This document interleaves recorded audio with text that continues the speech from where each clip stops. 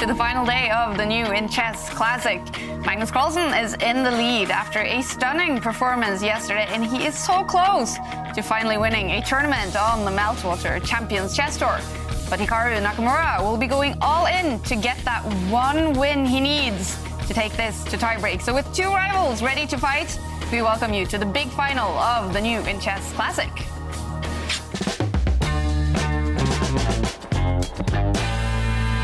A shame, think something new under the sun. You come around, all you get is cold show. Yeah, you take this time. Ooh, it ain't nothing changed.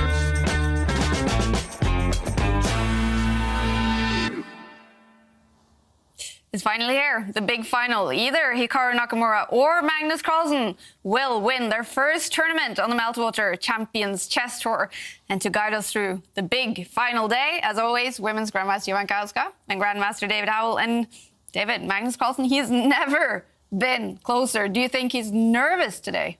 For sure, there will be some nerves, probably more nerves than ever due to this winless streak he has had over the last few months. However, he's within touching distance. And yesterday, he wasn't necessarily at his best, but it was good enough. More of the same by Magnus, and surely he will have a great chance of winning. But Jovanka, Hikaru Nakamura, we know he wants this so bad. What can he do to get that one win he needs to take this to tiebreaks? Yeah, he definitely needs to win this final match. It's his last stand. In order to do that, we've seen there has been one weakness from Magnus Carlsen, and that is he's not been so good at those complications. So Hikaru has to come in an aggressive mood with the right fighting spirit, and he has to take Magnus into that deep, dark maze of calculation. All right, and we want to take you guys on a journey now of the rivalry between these two players. It started a long time ago, but already in 2011, we had some signs. Hikaru Nakamura here showing up with sunglasses for a game against Carlsen. So inspired by poker, he wanted to experiment with the ways to beat Magnus Carlsen. And then in 2013, Hikaru initiated the Twitter banter with this tweet saying, "Starting to realize that I am the only person who's going to be able to stop Sauron in the context of chess history." Magnus Carlsen answering on Reddit, "I've never actually watched Lord of the Rings, and if I had, Hikaru had been a better chess player, I might have been more insulted." But of course, they have also been fighting it out on the chessboard. In 2018, they played an unofficial Fischer Random World Championship. And David, was this a particularly prestigious discipline for these two? Definitely, there's always a lot of pride at stake when these two play each other, and especially in a format like Fischer Random Chess. It's purely about chess understanding, and there's even more pride at stake than normal. The one who wins at Fischer Random is technically just the better chess player. Magnus Carlsen, he ended up winning that match, and in 2019 they were tied in the Blitz World Championship. It had to be decided in a dramatic tiebreak. And Jovanka, how much did it hurt for Hikaru to lose that one? It must have been very painful because, in actual fact, Hikaru Nakamura was #1 in the Blitz World Rankings, and Magnus Carlsen was #2. So it would have been somewhere that he would have been comfortable in, and he would have thought, finally, I have my chance to overcome Magnus and snatch a World Championship title. But it wasn't to be. Magnus Carlsen took that away from him. But last year, when COVID hit and online chess became the big thing, these two became the big stars of that, and Hikaru finally managed to beat Magnus in a match when he won the semi-final in the Lindor's Abbey Rapid Challenge. But Magnus Carlsen, he got his revenge a few months later, winning the Magnus Carlsen Chess Tour final. And it had to be decided in tiebreaks. It was a close call, and here we are again, an online rapid final between these two big rivals. And David, you have been playing with these two all your life. Why is it these two who have initiated this big rivalry? They're simply just the two best speed players in the world. They've just got the quickest reflexes, the quickest reactions, the quickest at calculation. They're also extremely confident in their own abilities, and that's what separates them from the rest of the pack.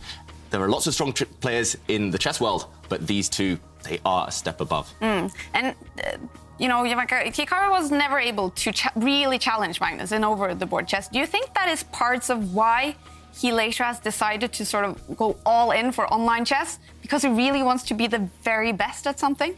Yeah, I mean, definitely there was a dip in Hikaru's classical results around about 2016 and 2017. So he decided to go, you know, specialize in blitz chess, in bullet chess, in something that he's very, very good at, and definitely dedicate everything to online chess. So it's so important to Hikaru now to take some points from Magnus. It would do so much for his pride, as David says. All right, and we did have a very exciting first day in the final. Magnus Carlsen winning an excellent game in the third game between these two, and that put Hikaru in a must-win situation in the final game. Such a surprising move as well. Jovanka, yeah, this one to me, it's almost mind-blowing, just what White has done. To me, this wouldn't even cross my mind. This king is still on an open line, about to get checked. Well, I have to say, actually, that king move has never, ever been played. It was a clash of titans when Carlsen met Nakamura on the first day of finals at the New Chess Classic. In Game 1, the American had to fight hard for the draw. The knights have disappeared, and now black is safe, finally. Yeah, Nakamura really playing it close to the, close to the wire there. King versus king is a draw. After 2 draws, Hikaru's downfall began. And Hikaru has made the big blunder. This is a huge, huge blunder. And the reason is because Magnus can sidestep with the queen 1 square and give a check. And Magnus has done it. Okay. The only winning move as well. He doesn't give Hikaru 1 chance. No way has Magnus gone wrong at all. We're running out of superlatives, Jovanka, for his play. It's just too strong. And there he resigns. It's over. Hikaru Nakamura loses.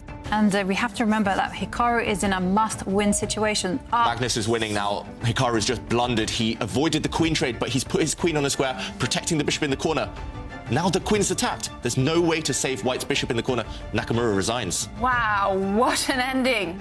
In general, it was one of those days where I think neither of us were like absolutely at our best, but we had great fighting spirit, and I think that's at the end of the day the most important thing.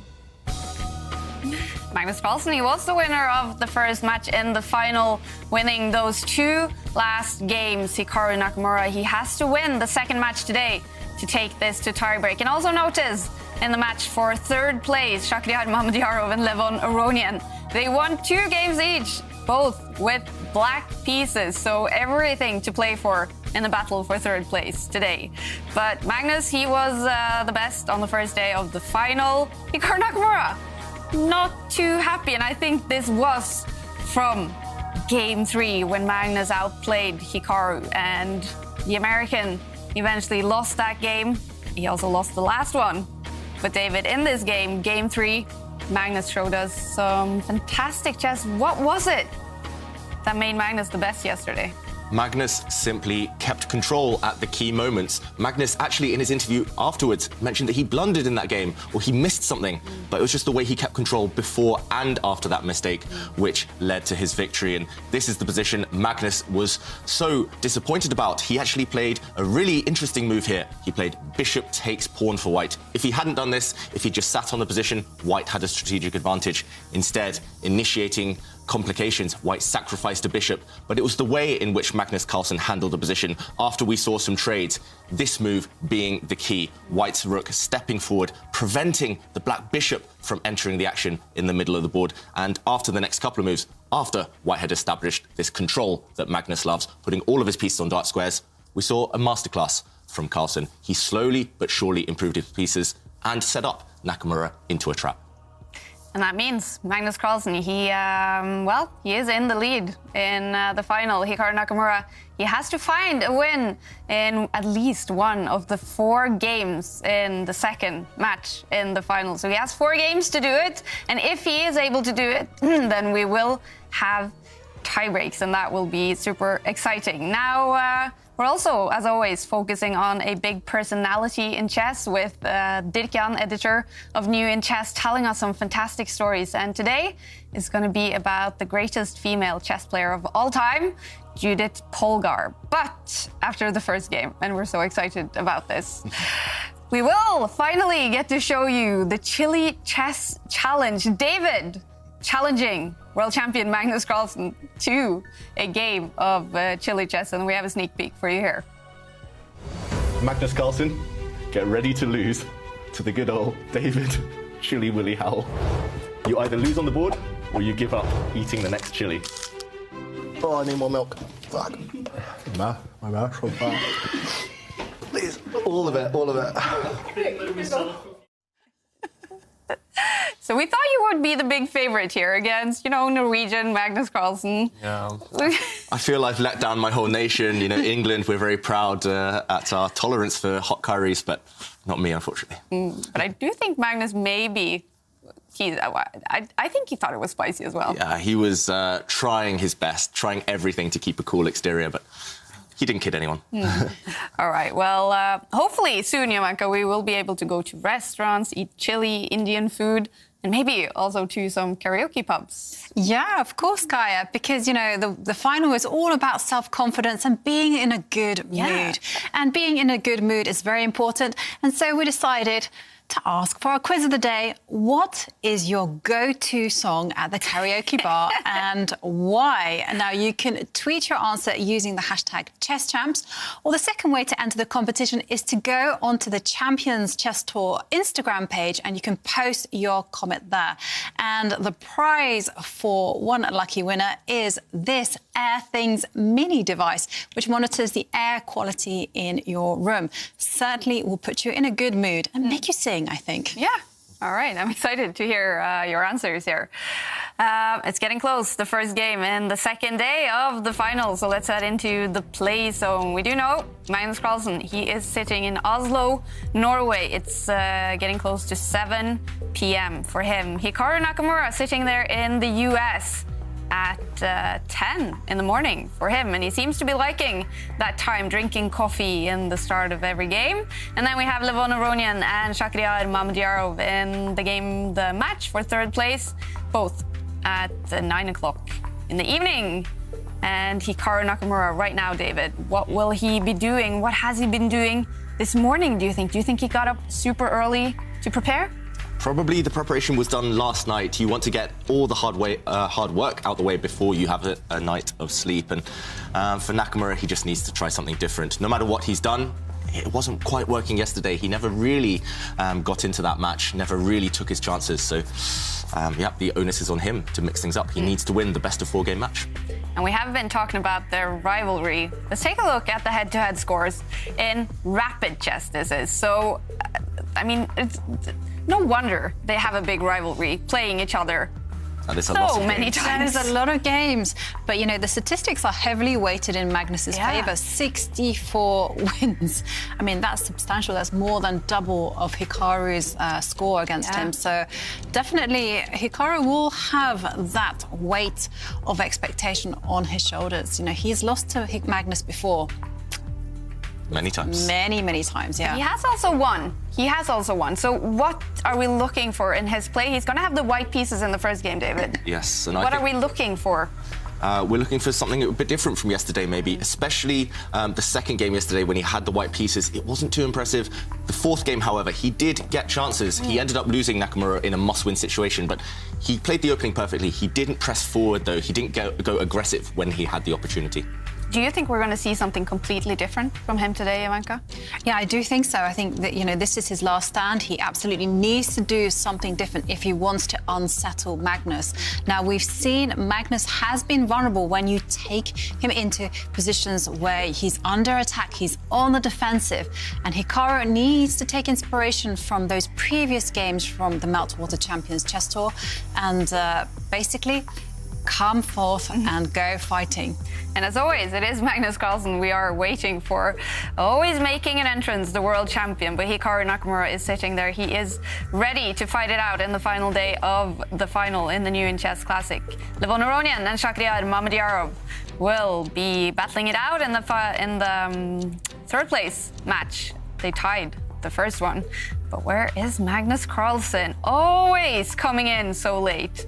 Is it intentionally or is it final preparations? Well, it happens nearly all the time, no matter what the opponent, no matter who the opponent. So it's definitely a bit of a habit by Magnus. But there we go, just on time. He arrives on the hour, and there we go, we're off. First move has been played. Nakamura starting with his queen's pawn. How will Magnus Carlsen react? Okay, he develops his knight, controlling some central squares, very classical stuff so far. Will we see a flurry of quick moves? Okay, Nakamura continuing to push pawns in the center. Magnus, what opening will he have chosen? I think he would choose something very, very solid here, because he actually said yesterday his goal was to play as solidly as possible, not score any own goals, and try to kill the activity at every possible moment. Now, the key thing is Magnus really needs to lose control and not just have those lapses in concentration, because we have seen Magnus blunder.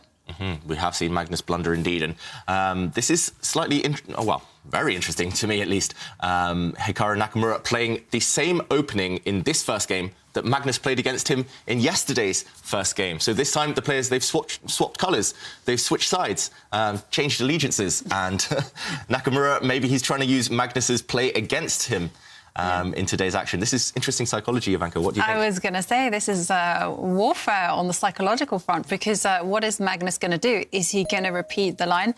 But, you know, Magnus has shown like a preference for advancing his pawn in front of his queen.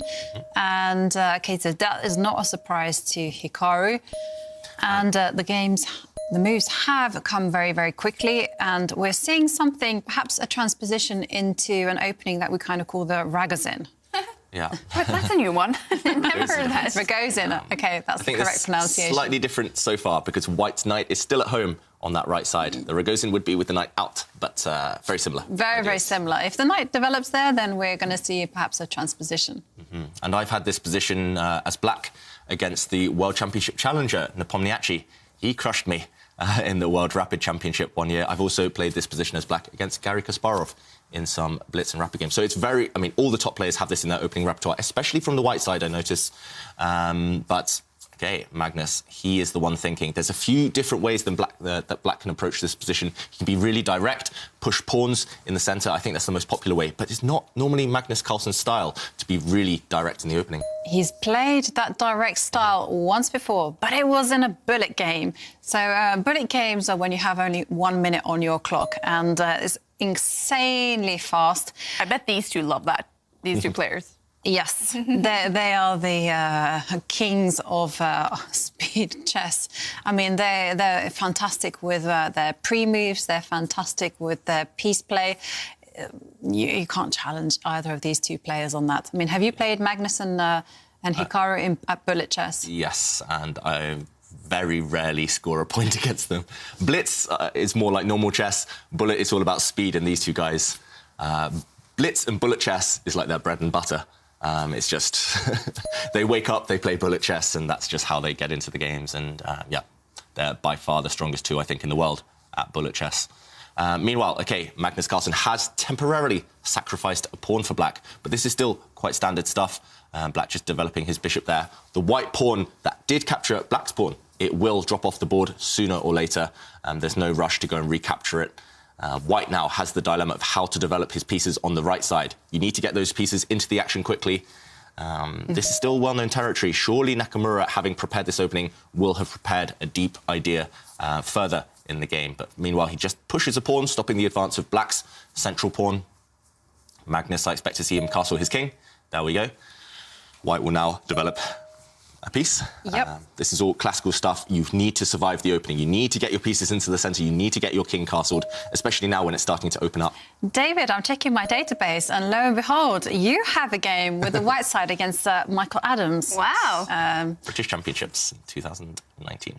Ah. But, OK, this is a different move. This is a different move, I did not yes. play that one against Michael Adams. White bringing his knight to the centre of the board. And very few people have played this. I mean, ooh, that's not me. Bit of a rare move there by Nakamura. Normally, White just continues development. White would just bring his bishop out next to the White king in order to be able to castle next move. What could be more logical? But clearly, Nakamura has an idea in mind, just the speed with which he's been playing. He's gained time since move 1. So going for a rare move, but a logical one. Planting the knight in the middle of the board. That knight, notice it's on an outpost. It can never be challenged by an opponent's pawn. It's going to be a strong piece. Yeah, for a second I got a little bit of a shock because I'm checking my database and I'm checking for who's played this exact line, and my name came up. And I thought, no, that wasn't me. And of course it wasn't. There's actually another J, Houska, in the Czech Republic. Yeah. Small world. Chess player. Chess player, yes. Wow, yeah, that is a small world. So, yeah, no, I just got a little shock when I saw my name come up and I was like, OK, I don't think I've played this before. But no, I most certainly haven't played this. Very, very rare line for White's side. And, well, the plan is now basically how is Magnus going to capture the pawn that is up for grabs? Capture with the knight, capture with the bishop. Which one would you choose? To me, the knight seems a little bit more logical than the bishop. Yeah, so Black can take that pawn with his knight or bishop. Personally, I would be even tempted to just delay that capture, bring the Black rook in the corner over, swing it across, eye up that pawn, also lining up the rook with the White queen indirectly, and that's never fully comfortable for the opponent. So Magnus wiping his eyes there, putting his head in his hands, probably just trying to remember. I'm 100% sure he's looked at this position before, but it is a bit of a rare move, that last one by Nakamura. So Magnus just trying to readjust. This is what all top chess players do. As soon as they meet an unexpected move or as soon as they are surprised in the opening, they just take a pause to recompose themselves. And if he can't remember, he'll work things out. It looks like he's just resorted to leaning forward, trying to figure out what to do now. Black has lots of logical moves. We mentioned 2 of them. Bishop takes pawn now for Black, knight takes pawn, or maybe even just swinging the rook across. Those are the 3 most likely candidate moves, I think. Yeah, and, well, one thing also that Magnus will be considering is what is the actual point of White's centralisation of the knight? Is he going to capture the bishop? Is he simply improving his pieces? What is the plan? And that's something to always kind of respect, especially in the opening, and particularly with Hikaru, because we have seen in previous matches Hikaru has worked quite hard on his opening stages, has made the necessary improvement, and we do know this is Hikaru's last chance to win the match. If he loses today, that's it, game over. Magnus will win. Yeah, and I like the opening strategy from Nakamura. It's very sound strategically for White, but it also asks some questions of Black. So he's not burning his bridges. He's not throwing everything at Magnus yet, but Magnus definitely has some questions to answer. Magnus making faces there, talking to himself already. He does not look comfortable yet, doesn't look happy, the world champion. He knows that Black is the one often fighting for equality in these types of positions, and he does end up taking that pawn with his bishop. Eyeing up White's knight in the centre. Nakamura just trying to assert his dominance psychologically by replying instantly, developing his bishop. He expected that move, he studied it before, and he's letting Magnus know that. And that's a very difficult barrier to break down. Knowing your opponent has studied this with a computer, you feel it's kind of you against the world, and that's a really intimidating factor, especially at this early stage. Yeah, definitely. It's something disconcerting when your opponent just keeps responding to your moves instantly. Because, you know, in the olden days, it used to be one person and their brain. And now it's one person and their brain, perhaps their second's brain, and then a whole load of super engines. And it's a little bit annoying, actually, and very, very scary. And, OK, so Magnus takes a decision. He actually determines the play by capturing the knight. Now, I anticipate that Hikaru would have considered such a direct move like this in his preparations.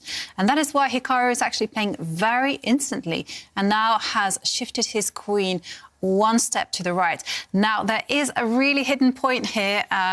Kaya, would you be tempted to capture the pawn in the middle with your queen? It's a free pawn. Well, if it's free.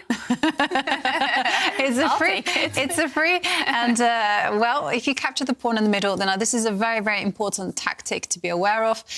You can see the two queens are opposite each other. So if that bishop were to remove itself with check, then, David, can you check the king? And there you can see the king is forced to move.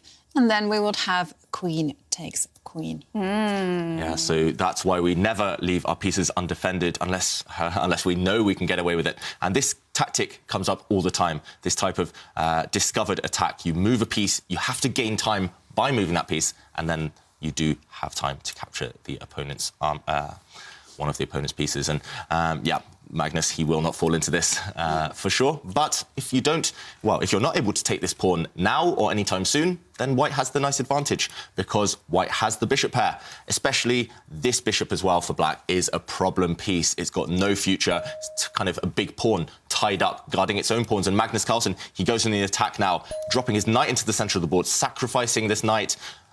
Sacrificing a pawn, sorry. And now, if white takes it, white would lose a lot of time. Magnus, for example, could just slide his rook across and try and go for the white king. So instead, Hikaru doesn't grab this pawn, doesn't get greedy. The moves are coming thick and fast. The pawn pushes, attacking the bishop, and now white finally castles. Nakamura, look at this, 16.5 minutes. He's gained so much time. The computer, the bar, loves his position right now. And that's probably because of white's passed pawn. White has a very strong pawn here, and note how the bishop protects its queening square, its promotion square. So later on, the bishop will try and shepherd that pawn forward. It looks like a successful opening. I agree with you completely, David. I mean, I'm just looking at if that white pawn in the centre goes one square further, it will be on a dark square. It could be ably supported by a bishop. And that pawn is just going to cramp the black position. And you can just see by the clock times, you mentioned it, this is preparation. Magnus has well and truly been tricked here. And, yeah, not much to do here. What would you do?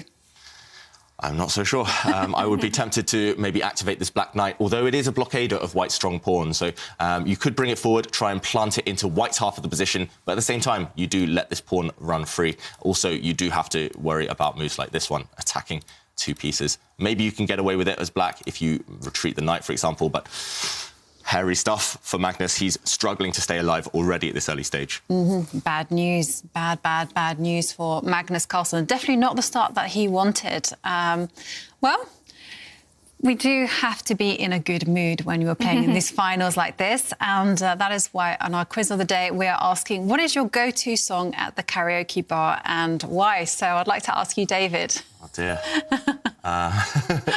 The last time I did karaoke, I think I sang a song by the Foo Fighters called Everlong. But normally it would be Sultans of Swing.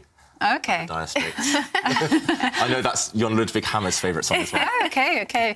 I know the easiest song to sing is like the Beastie Boys, We Have the Right. We have to fight for the right to party. That's a great song. Yeah. It always brings me, makes me very happy when I remember that memory. But Mansour Taj says that he likes The Shape of You because it makes us groove. You know, I think Ed Sheeran. Ed Sheeran is a good choice. Simona says that her go-to karaoke song is Bohemian Rhapsody by Queen. Love the song. I think it's the best song ever. So hard to sing, though.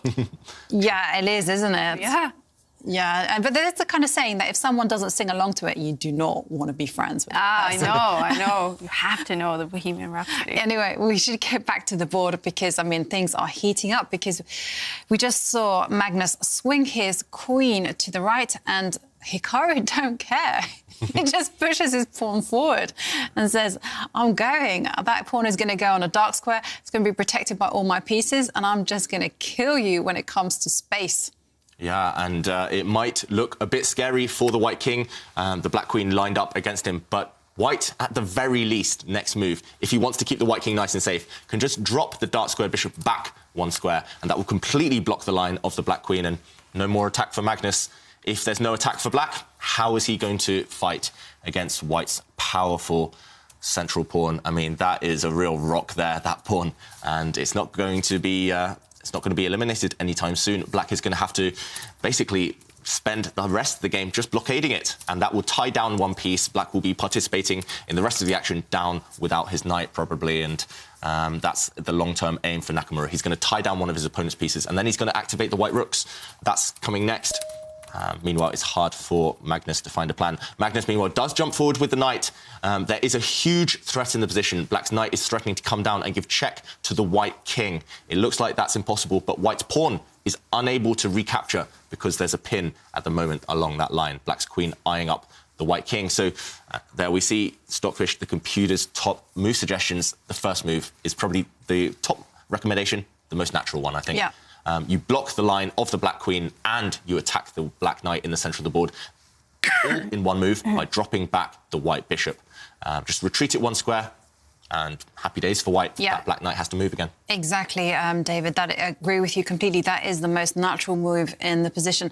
Also, the bishop isn't perhaps doing so much there in the corner, so it would just overprotect its pass pawn. OK, and you've seen it on the board. This is that tactic that David pointed out isn't likely to be something Hikaru would miss. So, yeah, OK, and we see Magnus now reinforcing his knight, but still there is a big problem for Magnus. How is he going to deal with that far advanced white pawn? And it's not just the white pawn as well, because, you know, you have all sorts of pieces threatening to come in, hop into the black side of the position. And very, very tricky moment now for Magnus.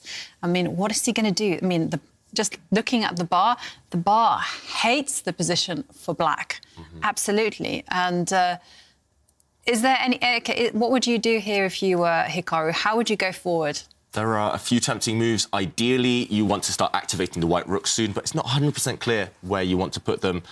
Just while Hikaru has his first real long think of the game, let's bring up the analysis board and let's check out some ideas for white. The move that is kind of screaming out to be played doesn't quite work yet. You want to bring this knight into the action, drop it on a central square, and that actually creates a huge threat of jumping forward. And this would be a fork against the king and the queen. You would win material if this is possible. But suddenly, because your knight blocks the white queen, you lose protection of this central pawn. Black's queen can swing across and capture that pawn. So that doesn't quite work yet. If it worked, it would pretty much win the game, but it doesn't quite work. So maybe the most natural move is to just swing across a rook to this square. The only downside I see to this one is that maybe your pieces get blocked off later by a black knight, and suddenly these two pieces looking a bit impotent, just not really able to participate.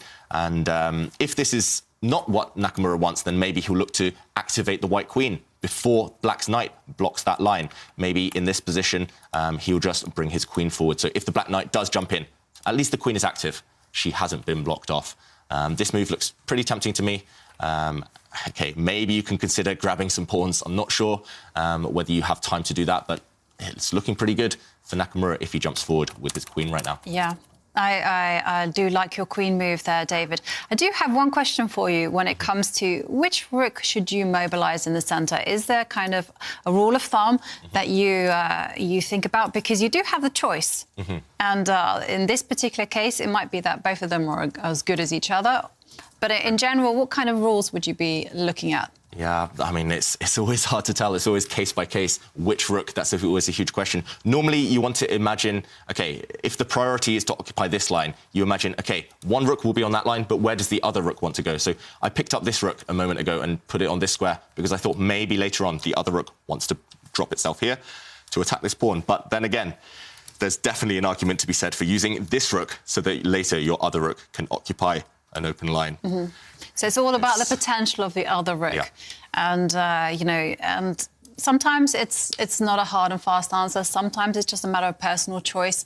But, OK, I also thought that mobilising one of the rooks was very natural. But I did really like your queen move because that queen was pretty powerful there in the centre. Yeah, this queen powerful, attacking this pawn, but also helping the bishop to attack this knight. And that's, right now, black's strongest piece. You don't really want to trade it off yet. It makes sense to attack it, though, if you get the chance. And actually, the more I look at it, the more I think this would be very strong for Nakamura. That's also one of the first moves he'll be looking at, because top players, they always look at checks, captures and threats first, before the improving moves. If there's nothing better, then they'll just improve a piece. So maybe he'll be looking at this before deciding to improve the rook. This was also a move that was on my radar as well, because I did want to jump in with a knight, but I saw it wasn't possible, so I thought, well, maybe I'm going to come in with my knight.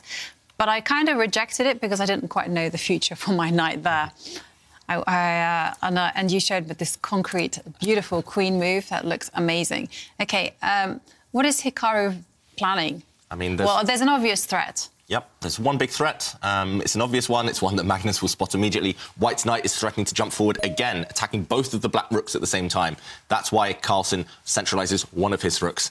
He didn't hesitate in that debate which rook to use, because the other rook had to stay in the middle, guarding the black knight. And now Nakamura reacts by shifting his queen forward one square. That's twice now that black knight is attacked. That knight looks like it has to move. Jovanka, can you see any other options? No, I can't see any other options. And the beauty of that queen move that Hikaru has just played is that once the knight moves, the pawn is now defended. So you do want to overprotect your stronghold in black's side of the board. So, I mean, where would you go with the knight? I think I was thinking of going forward. F for forward. Yep. Normally, you want to jump forward. Retreating is basically a sign of weakness, unless you really have to do it, especially in positions like this. But he does retreat. Maybe he thought there was nothing better. Yeah, OK. Maybe he was concerned about dropping some pawns. We don't know. OK, so retreating seemed to play out. That seems to be in White's favour. Now, what's to stop White from going even more forward? Yep, White's knight can jump into the position now, attacking one of Black's rooks, and that black rook doesn't have many squares. Yeah, and it's come in. And the rook now has to step to the side. Magnus, he's had to jump forward with his knight, then back, retreating. That rook moved only a couple of moves ago. And now, 2 turns later, 3 turns later, that rook is back where it came from. Carlsen losing a lot of time with his pieces. Meanwhile, White has improved. That white knight more active than ever. White's queen nicely placed. All White needs to do now is centralise his rooks. Yeah. This is a dream position for Nakamura. So this is really instructive moment. You know, you've done some amazing footwork with the knight. It's gotten to an amazing position. What you need to do now is use your rooks. And this is something that I know Magnus is super skilled at. He will utilise all his pieces, especially the ones that are not working. And, OK, Hikaru is moving the rook that you actually prefer, David. And, yeah. And this is just such instructive technique, because it can be tempting. You know, you've picked up the knight to continue with the threats using just your knight. But that's not good strategy. Use all your pieces. Invite everyone to the party. OK. I mean, Magnus's pieces, I don't know what party they're having, but they're definitely social distancing in this party. Black's knight on the left side, not doing much apart from a defensive job. Black's queen on the other side, desperately now trying to attack. That last move by Magnus, pushing his corner pawn, pushing Harry the H-pawn. The whole idea is to kick and dislodge White's bishop on that side, but I don't really see why White can't just move a piece, because if you continue pushing that pawn, it will just get captured by the White bishop. Magnus Carlsen, it's desperate times for him. And again, there we see the top computer suggestions. One of them is to continue your idea, Jovanka, jump around with the knight again. Jump around. Jump around. That's a great karaoke song, isn't it? Yeah. I was actually also considering pushing up my pawn on the left and getting ready to chase away the black knight. Jump around with the knight, or go forward. Yeah, so many tempting moves by Nakamura and a huge advantage on the clock. Yeah, we do see the top computer suggestions are actually just to take a time out for White. Maybe even the most practical move, just to completely block Black's plans on that right-hand side, is to push White's own Harry pawn, White's own corner pawn there, and block the black pawn that has just moved. And that would be a really nice long-term strategic idea. Just completely kill your opponent's counterplay. Magnus, the black rooks are terribly placed. The only active pieces are the black queen and maybe the black bishop. So why not block off any attack on that side? And, OK, instead, Nakamura just moves his queen forward. Was that a good move as well? It makes sense. I'm not sure what the threat is. I think he just made the move because the queen looks nice there. No immediate threat, but yeah. He does have the luxury to do that because Black still needs 2 or 3 moves to create a threat. And yeah, right now the computer suggests maybe using the black bishop to attack White's rook at the bottom of the board. Just move it up 1 square, you move it down the board, attacking White's rook. But I don't really see what that does in the grand scheme of things. It's just a 1-move threat, a 1-move idea, which Nakamura will just sidestep. And, OK, instead, Magnus blocks the very dangerous pawn with his rook. Rooks are the worst blockaders, though. Knights are the best blockaders. And rooks and queens are the worst because they're just too important to be blockading pawns. They can be easily paralysed. Black's rook now unable to move for the next several turns. And Nakamura using Jovanka's idea, pushing those pawns, not being afraid to now push forward and commit. Why not push all those pawns forward? Why not dislodge that black knight? And as soon as the black knight is kicked away, I think it's pretty much game over. And, OK, Nakamura, will he be consistent? Will he keep pushing pawns on that left side? Magnus temporarily slowing him down on that flank, but it is quite easy to continue with the plan. Once you've said forward, you've got to continue. I think here it's important to be consistent, and Hikaru doesn't need to be asked twice. He pushes the pawn, and now the threat is in the air. Hikaru is simply going to push one pawn further, attack the black knight, and just force Magnus on the defensive yet again. Yes, exactly. Is there any hope whatsoever for Magnus? I mean, the problem is I don't see a constructive defensive plan. How could Magnus do any form of repair work here? He needs to just, I don't know, rub his magic lamp, ask for the genie to come out and say, Genie, can you help me take off that strong white pawn from the board? Right now, I mean, that's the only hope we can see for Magnus, because that one white pawn is pretty much paralysing his whole army. And maybe if the knights disappeared, if there was a knight trade somehow, you could blockade just on the light squares, but you'll never be able to complete your blockade here, because white's knight eventually will jump around and it will attack that black rook. I keep saying that jump around phrase now, it's in my head. But white's knight... Can you sing it once, please? jump around. I don't know how it goes. The rest of it goes... I just know that bit. That was spot on, Jovanka. Yeah. I feel it requires a jump around. He goes... Yeah. Yeah, that's the plan for white, to jump around with the knight to dislodge the black rook, blockading his powerful pawn. And look at the time advantage as well that Nakamura has amassed. And wow. Complete desperation from Magnus Carlsen, giving up his central pawn. That pawn, OK, it wasn't actually going anywhere, it wasn't doing anything. Often open lines are more important than pawns when you have opposite colour bishops, but they can just be captured simply.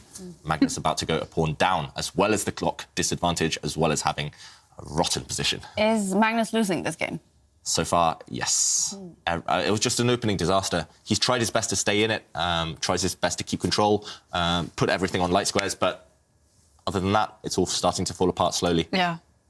No, I mean, you said it's his job to stay alive. I mean, and I can see here that there's been some answers on Instagram about our quiz of the day, where we're asking the Gay 2 song at the karaoke bar and why. And Faith Scoofus says Africa by Toto is but it's never a good idea. Never knows any of the words of the verses. And then Farah Saif, one, says that Staying Alive by the Bee Gees. The crowd loves it. And I think this is actually so apt for Magnus Carlsen, because he just has to remain alive. He cannot lose. He just has to keep the game going for as long as possible. And often it's actually a good defensive try. Yeah, that's just right. To kind of keep every move, you just focus on survival, nothing else. And well,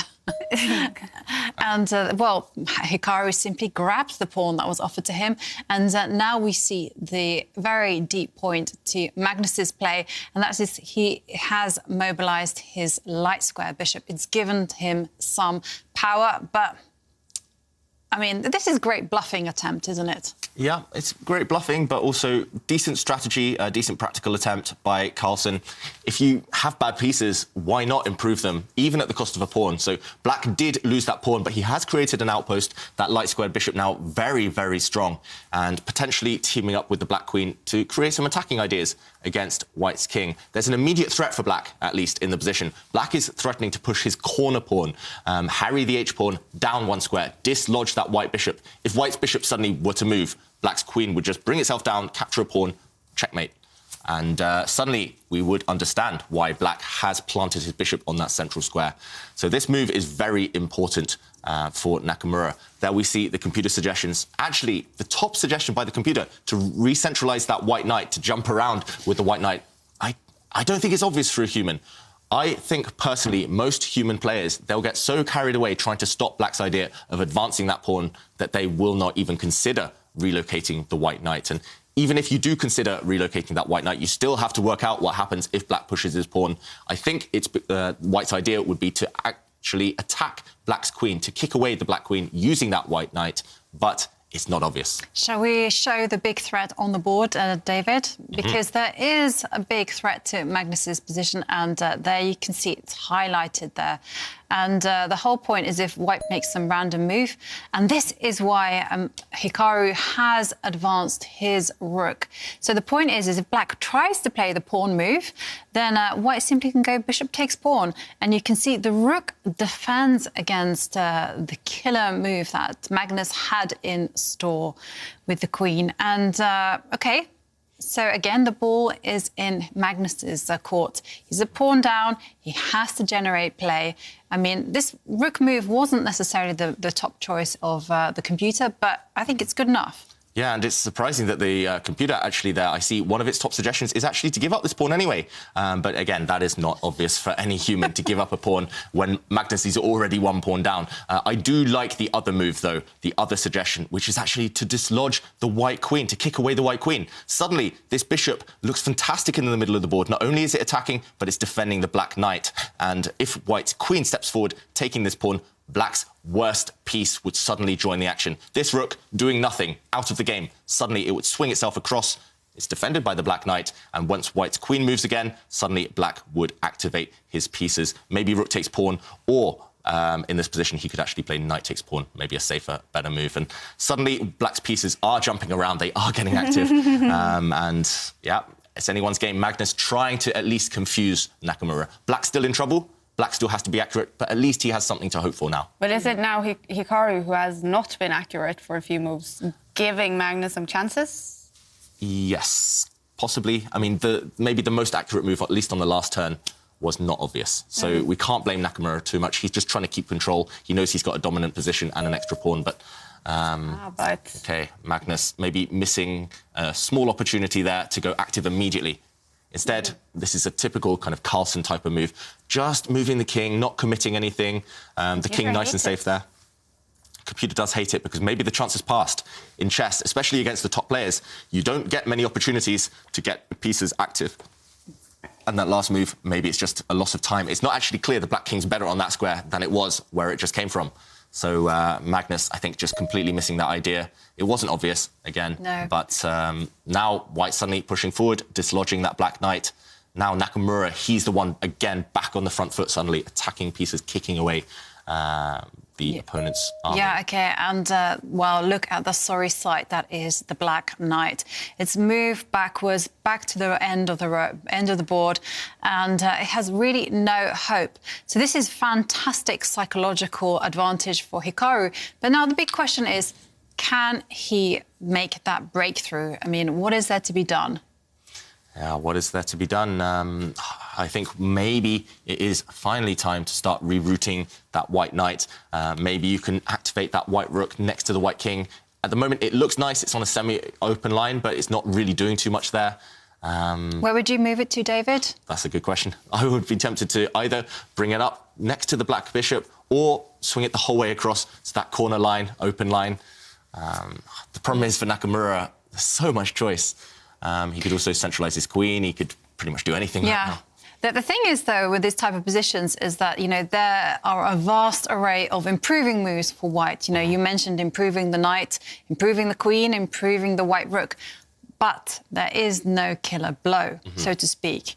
And sometimes it is something that when you have the advantage, you're constantly looking for that kind of forcing moves, the quickest way to win. And it can be a little bit frustrating, actually, to not find it. And there is the danger that Hikaru will start guzzling the time on his clock. But OK, I think if you're looking at him, he's working hard, trying to find the best method of improvement. I think I perhaps would pick up my knight and manoeuvre it just to dislodge the black queen. Yeah, and Nakamura, I've seen that body language before. He's looking for a killer blow. You say it doesn't exist, Jovanka. He thinks it does. Yes. So he's probably looking for something to immediately win the game, but there's no need to do that. It's best to be practical, maintain the time advantage, just improve a piece slowly. You're still a pawn up, Hikaru. You still have a very strong pawn of your own, that white pawn. That white pawn is just glorious. So, yeah, just why not just improve a piece? But he is starting to burn that time, and Magnus maybe starting to feel more hopeful than he has done over the last half dozen moves. The Black Knight, we did say it looks bad, but it is maybe going to try and jump forward, exchange itself off for the White Knight. So that's why we quite like the idea of maybe moving the White Knight or maybe moving the White Queen before Black Knight gets a chance to jump forward, attacking them at the same time. So if you see your opponent's plan, try and stop it. And, yeah, Hikaru, if he doesn't come up with a decisive way to push for the win immediately, then he needs to make a move within the next few seconds, just improving a piece. He does relocate the Knight. Yeah, and this was a move that I thought was quite natural. And now I guess it's Magnus's turn to pick up his Knight and perhaps start attacking the White Queen.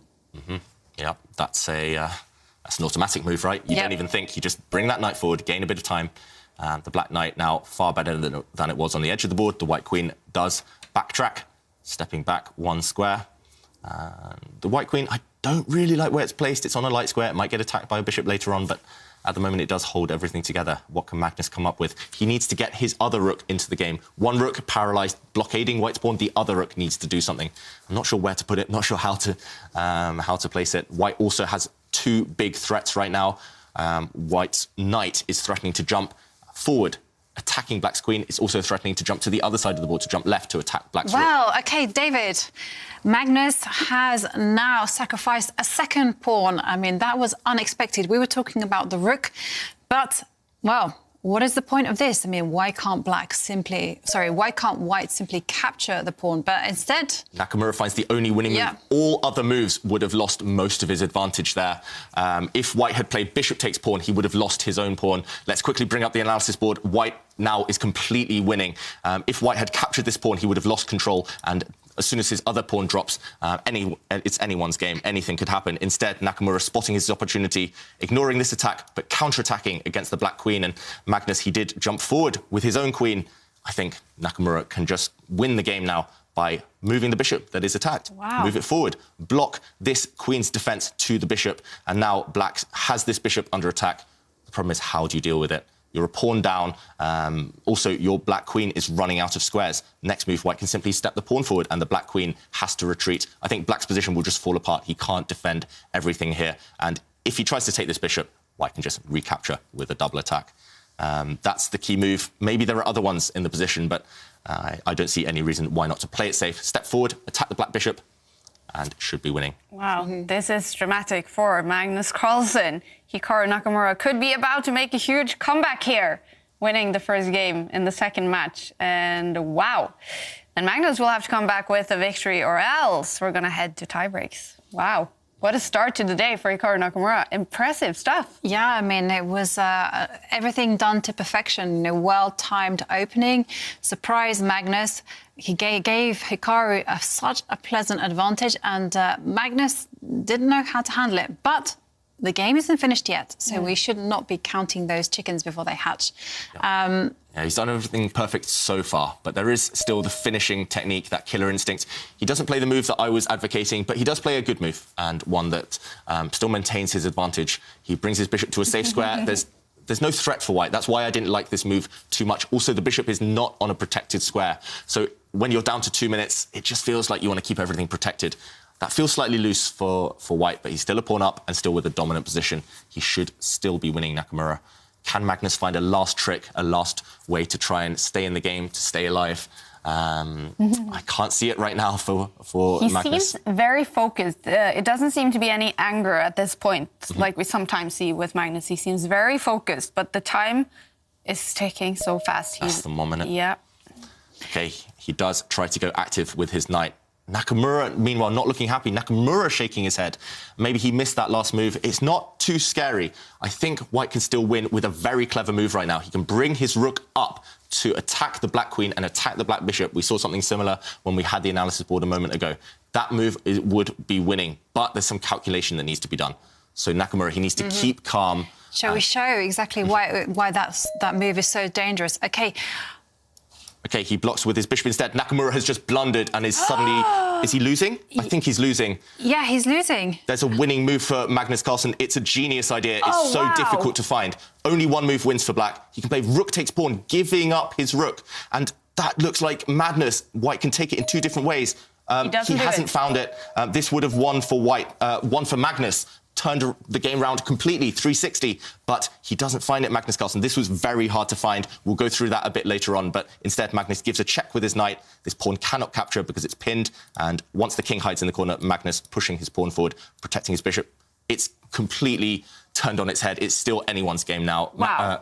Nakamura, he's completely lost control. He panicked after missing some moves, and he actually blundered. Magnus didn't see it. Now, who knows what's going to happen. White's king is not safe at all, eyed up by 3 pieces in the corner. Black is still a pawn down. Black still has to deal with this guy. All bets are off now. Wow. OK, Magnus, he hasn't shown one single mind on his face. It's just completely the same. Hikaru shaking his head. Do you think they know what's happening? They know that it's definitely become much more chaotic. I don't think either of them saw that winning move, which I think we can't blame them for not finding it. It was really a difficult move to find. But with maybe 3-4 minutes more on the clock, Magnus Carlsen, he would have found it. He would have won the game and turned things around. Nakamura, though, he is the one who's lost all momentum on the clock. He's down to nearly the same as Magnus on the board.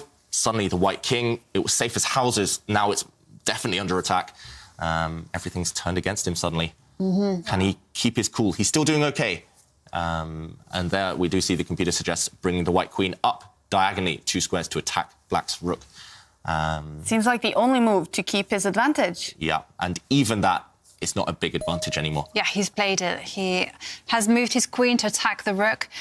But suddenly the position, I agree with you completely, David. It's so dynamic. I mean, anything can happen. OK, so what should Hikaru do? Magnus do? Should he just simply step back with his rook or go for something else? Well, there's so many options in this position. Magnus, he does capture White's bishop. He had options. He could have stepped back with his rook. He could even have activated his other rook, ignored the attack against his rook there. But instead, he plays knight takes bishop. I'm slightly surprised by that one. I'm still trying to work out his idea after White's rook recaptures that knight. The most obvious move in the position. Maybe Hikaru is suddenly winning again now, but the most obvious move is the only winning move and also the only move not to lose. Whoa. So Nakamura, he has to find this move. Rook takes knight right now. I don't see why he's thinking. Everything else feels like suicide. OK, so that is an obvious move. It is an obvious move, but I mean, yeah. OK, he plays it. He's played it, and then what's... OK, this is Magnus's idea. Magnus wants to be sneaky. He wants to slide his rook across, and he's threatening a checkmate. Yeah, so Black's rook was threatening to bring itself down and trap the white king on the bottom row. So White didn't have the time or opportunity to capture the black queen. Instead, Hikaru's sliding his rook across. So now, if the black rook does come down and give check, White's king can protect the white rook when it drops back. So right now, Nakamura staying in the game, surviving with the white king. Maybe Magnus Carlsen missed that last move by Nakamura sliding the white king across. That wasn't obvious either. This one, both players coming up with surprises at every turn, not playing the most obvious move every time, just trying to set traps for the opponent. And now Magnus... Less than 30 seconds for Magnus Carlsen. Yeah. OK, but the position is still incredibly promising for Hikaru, and it's all because of that pawn that is 2 squares from queening in the centre. All Hikaru needs to do is control the queen and the bishop, and then the game will be in the bag. And he has 1 minute on his clock to do it. And Magnus reacting. What's happening? I think he's realised that he made a mistake earlier on. His last move was pretty much forced. I don't think he had any other options. So it kind of been that last move that Magnus is annoyed about. He must have been annoyed because he suddenly realises he had an opportunity earlier. Yeah, the world champion, we've seen his brain works in such mysterious ways. Maybe he's just realising that he did have some better moves, and now he knows he's in big trouble again. White, Nakamura coming up with a nice move, kicking the black queen back 1 square. Now White's pawn advancing. Yeah, it does look like Black is in big trouble now. That black rook completely paralysed. Also, there's a small trap. I'm not sure if we have time to show this because it's so dramatic, but if black queen comes down and takes an undefended white pawn in the centre there, I think White would win on the spot. White's queen would just bring itself across and give check to the black king. So Magnus in big trouble, and he knows it. We saw it on his face. Yeah, he certainly knows it. I think he's just telling. I'm not sure whether he spotted that earlier missed opportunity. I think he's just incredibly cross with himself. He feels that his play hasn't been the most effective, and he's just trying to psych himself up, trying to get himself into the fighting mood. And he has 8 seconds on the clock. Okay, so he has simply captured the pawn, but all Hikaru needs to do, he has to give a check with the queen, and it will be game over. So, and this is the only winning move for Hikaru. He has to play his queen across 2 squares. Every other move would have lost the advantage. Now he has to drop back 1 square and give check with his queen. This is pretty obvious, I think. It's not the only winning move, it turns out. White has 2 checks with the queen. You can actually bring the queen up to the top of the board next to the black rook, trying to make a new queen with your pawn, or you can step her back diagonally and give check. Both moves winning now for Nakamura. He'll surely find this. Yeah, he's found it. And now the only move that Magnus can play is to intercept that check with the queen. And then this is the issue, that the queen sacrifices itself. It cannot be captured. And now Magnus moves forward with the king. And, Yeah, so Nakamura now has captured the black rook. White is a rook ahead, and White has the deadly threat of checkmate. White's queen trying to bring itself up across and trap the black king. Magnus going in desperation mode, sacrificing his bishop. He's currently a whole rook down. His only saving grace is that he can check the white king a few times with his queen. Nakamura, all he needs to do is find a safe haven for that king. It's not easy, but it should be possible, even with 20 seconds on the clock. I think he can just take that bishop. OK, he moves his king instead. And that's nice. That's really nice, protecting the white rook. Yeah, it kind of kills the checks completely. You don't have to do any calculation whatsoever. His, Magnus is insistent. He really wants to get those checks because it's the only way he's going to save his... Magnus is about to resign. Yep. The white king running away to safety on the left side. Hikaru wins. It's over. Hikaru Nakamura winning the first game in the second day of finals, making a huge comeback. And this means drama. If they now tie the rest of the games, we're going to get to tiebreak. So this is dramatic. Hikaru, how will he be feeling now? Absolutely ecstatic. You know, it was an impressive display. And it wasn't just like, good opening. It was just, he dominated the world champion. And I'm sure Magnus Carlsen will start to think about those previous tour events where he's been so close, but not close enough. Wow. And David, this game was crazy. I can't wait for an analysis. And this one is given to you by Lisoveta.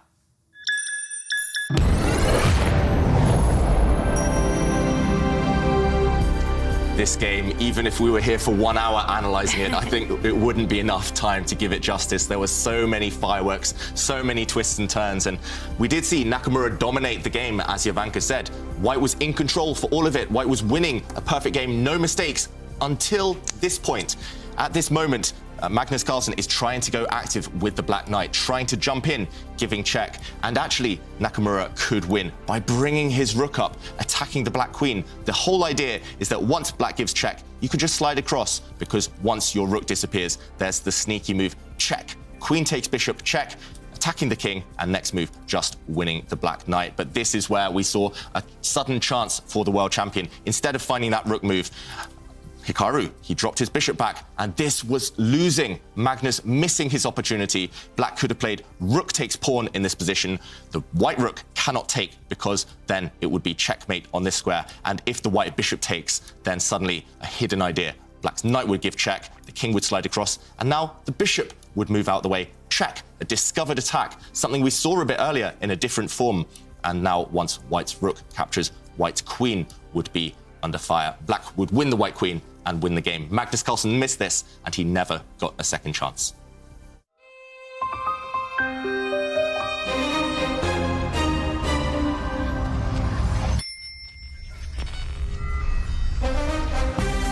We couldn't have asked for a more dramatic start to the final day in the New Chess Classic. Hikaru Nakamura winning.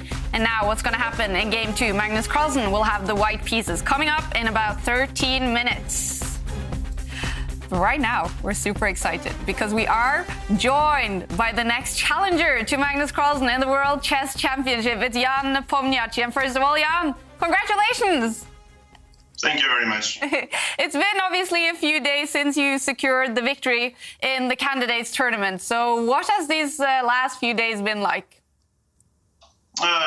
Very, I finally had a moment to chill because, the thing about the tournament was it lasted for more than 1 year, and for me, at least mentally, it never stopped.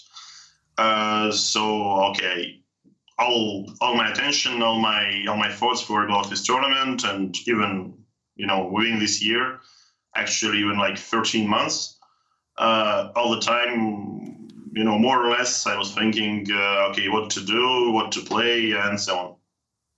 Mm.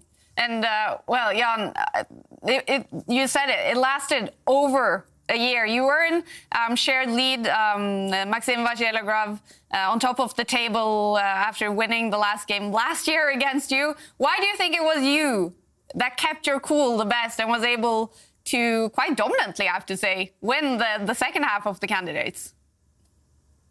Well, I don't know. Perhaps I just played slightly better in the second leg than Maxim. And also, I guess Maxim is sort of, white collar player. Yeah, so he's really strong with white pieces, and he's really pressing. And also, it was a big question for me if Maxim is going to stick to his normal openings like Grünfeld and Najdorf, because within the year we have seen a lot of different tries by him in many rapid events. The tournament has resumed, and he insisted on playing his best stuff, but this paid off in a little bit wrong way. Yeah, like this brilliant prep from Fabiano in game 1, probably the result of this 1 year break. Mm-hmm. Congratulations, Jan. And when will the preparations for the World Championship match start, or are you just relaxing at the moment, watching this final, watching Magnus's games? Well, I think as some wise men from Netherlands said, it never stopped, since I was 7 or so. Yeah, but to say seriously, indeed, I need just some time to clean up my mind, because it's one tournament is over, and, you should... Once again, I don't think I was so tired, let's say, physically, but mentally it was really, really challenging, and, now it's... of course, it's a pleasure to watch such an exciting match like Magnus against Hikaru. For example, yesterday I was following the last game, and at some point, I think Hikaru played F3. I thought could it be just a mouse sleep or a transmission error, but it was just completely incredible move for me. And I think yesterday it was very close, and today, indeed, it's. Mm-hmm. I think it started with quite a messy game. Yeah, and you've been in the unusual position that you've played in a tournament that lasted a year. What was the game plan throughout 2020 in preparation for the candidates? Well, the game plan was, as I said many times, not to lose. Mm-hmm. Because David, it's very instructive to commentate the candidates. As it seems, because I actually commentated, I made some commentary for 2016 edition, 2018 edition, so it's all up to you in 2 years, or 1 year. And did you have any dilemmas during the 2020, like what to reveal of your preparation and what to show? Well, I think that I revealed Vinaver, my main weapon, so everyone was laughing at me. So that's why I had to prepare something else, indeed. Maybe something more solid than French defense, and somehow I feel like I never had a chance to play the stuff which I really wanted to use in the second leg, especially. But some other guys they did this quite often. So like this year we had hundreds and hundreds of very high-level internet, these online rapid games, mm-hmm. and a lot of interesting ideas were used there. And actually, some of them I would really love to play them OTB in classical, and perhaps even in the candidates. But I wasn't, let's say, the first one to show such a prep. And well, finally, Jan, it's the big one, the World Chess Championship. We know you're the same age as Magnus and David. You guys have been battling it out since you were just small kids. So have you taken some time to let it sink in? What does it mean to you to be able to play and challenge Magnus for the World Chess Championship title and maybe become world champion? Well, I think it's, it's just some kind of a goal. Every professional chess player has to set for himself, because that's a good question. Why do what do you play chess for? Amateurs play chess just for fun, and professionals, they play chess to become champions. So I guess that's it. So since the Magnus is a champion right now, okay, it's about challenging him, but in other case it would be another guy, and I think it would be also more or less the same story. All right. Well, Jan, we're so excited for you, and we hope you want to still compete in the Meltwater Champions Chess Tour, even if maybe you want to sort of hide some of your preparations for the match. I'm not sure if I'm invited to the next event, but if so, then I think you are invited. Probably I'll figure out what do I do, because the last event what was it this in March? Yeah. How do you call this? The Magnus Invitational. The Magnus Invitational, when you beat him in the semifinals. I really was planning to play like for 3 days, maximum for 5 days, not to get tired. And then I ended up playing like the whole thing, and I had my main training session, the last one, to summarize all my stuff, to choose openings and so on. And I just came there completely exhausted, and I was just lying on the sofa and watching other guys starting chess. It was kind of different experience that I wanted. All right, Jan. Again, we're so excited for you, and thank you so much for joining us. Thank you very much. All right, see you later. Bye. Jan Nepomniachtchi and Magnus Carlsen will play the next World Chess Championship match in November. That is so exciting. Now, we're going to have another big match coming up for you. It's David Howell against Magnus Carlsen in the Chile Chess Challenge. Get ready and look at this. Dear. Oh dear. Hi everyone. Beating the world champion is, of course, a very difficult task, but today is my lucky day. We will play chili chess. A game where you need to eat chili sauce if you lose a piece. You either lose on the board, or you give up eating the next chili. And you know what? I absolutely love chili. It's my favourite thing. How are you with spicy food, David? I'm very bad with spicy food. Are you? Whenever I have Indian food, I always ask for a butter chicken because that's the mildest. Magnus Carlsen, get ready to lose to the good old David Chili Willy Howell.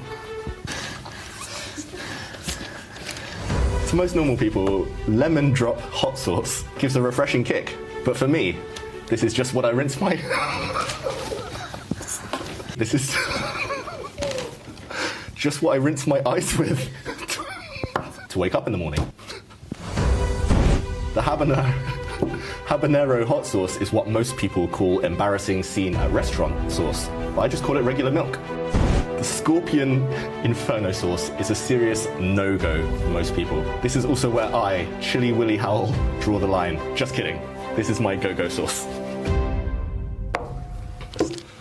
Just gonna have a nice, relaxing blitz game here. I can tell you're scared already.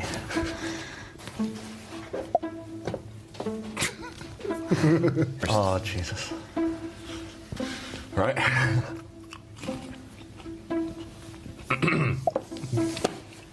Okay, good stuff. Yeah, that's fine. Yeah. Only had one. I might just have one as a snack. There we go. So that's a rook.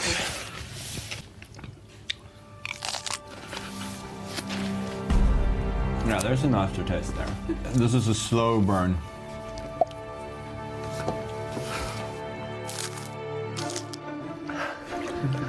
So the best move I feel is knight d5, but you need some more. Oh.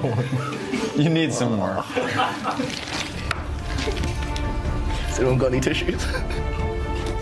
Don't cry. Okay. Oh, thanks, Kaya. We really need those. Oh, goodness. Oh, God, that's a bad move.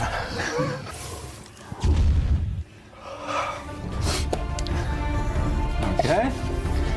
How about one of them bishops for you?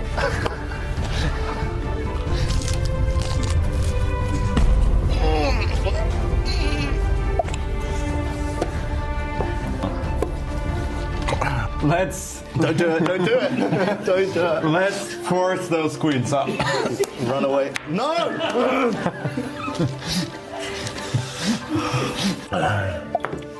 This one has a little bit extra on it. Thank you so much. That was very nice. I touched my eyes. You can't lose on time. You can't lose on time. I literally can't. Yes, you have to. Or resign. I resign.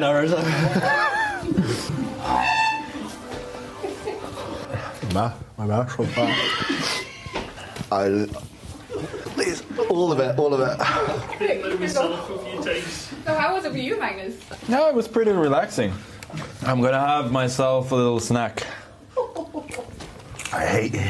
Was that the hot one as well? Mm-hmm. Oh, Jesus. Oh, I need more milk. Fuck. Hi, this is David. Didn't see you there. Please send in more chess challenges for me. So far, all of your suggestions has been wonderful. Looking forward to the next one. Thank you. I feel like I should just leave. Please don't.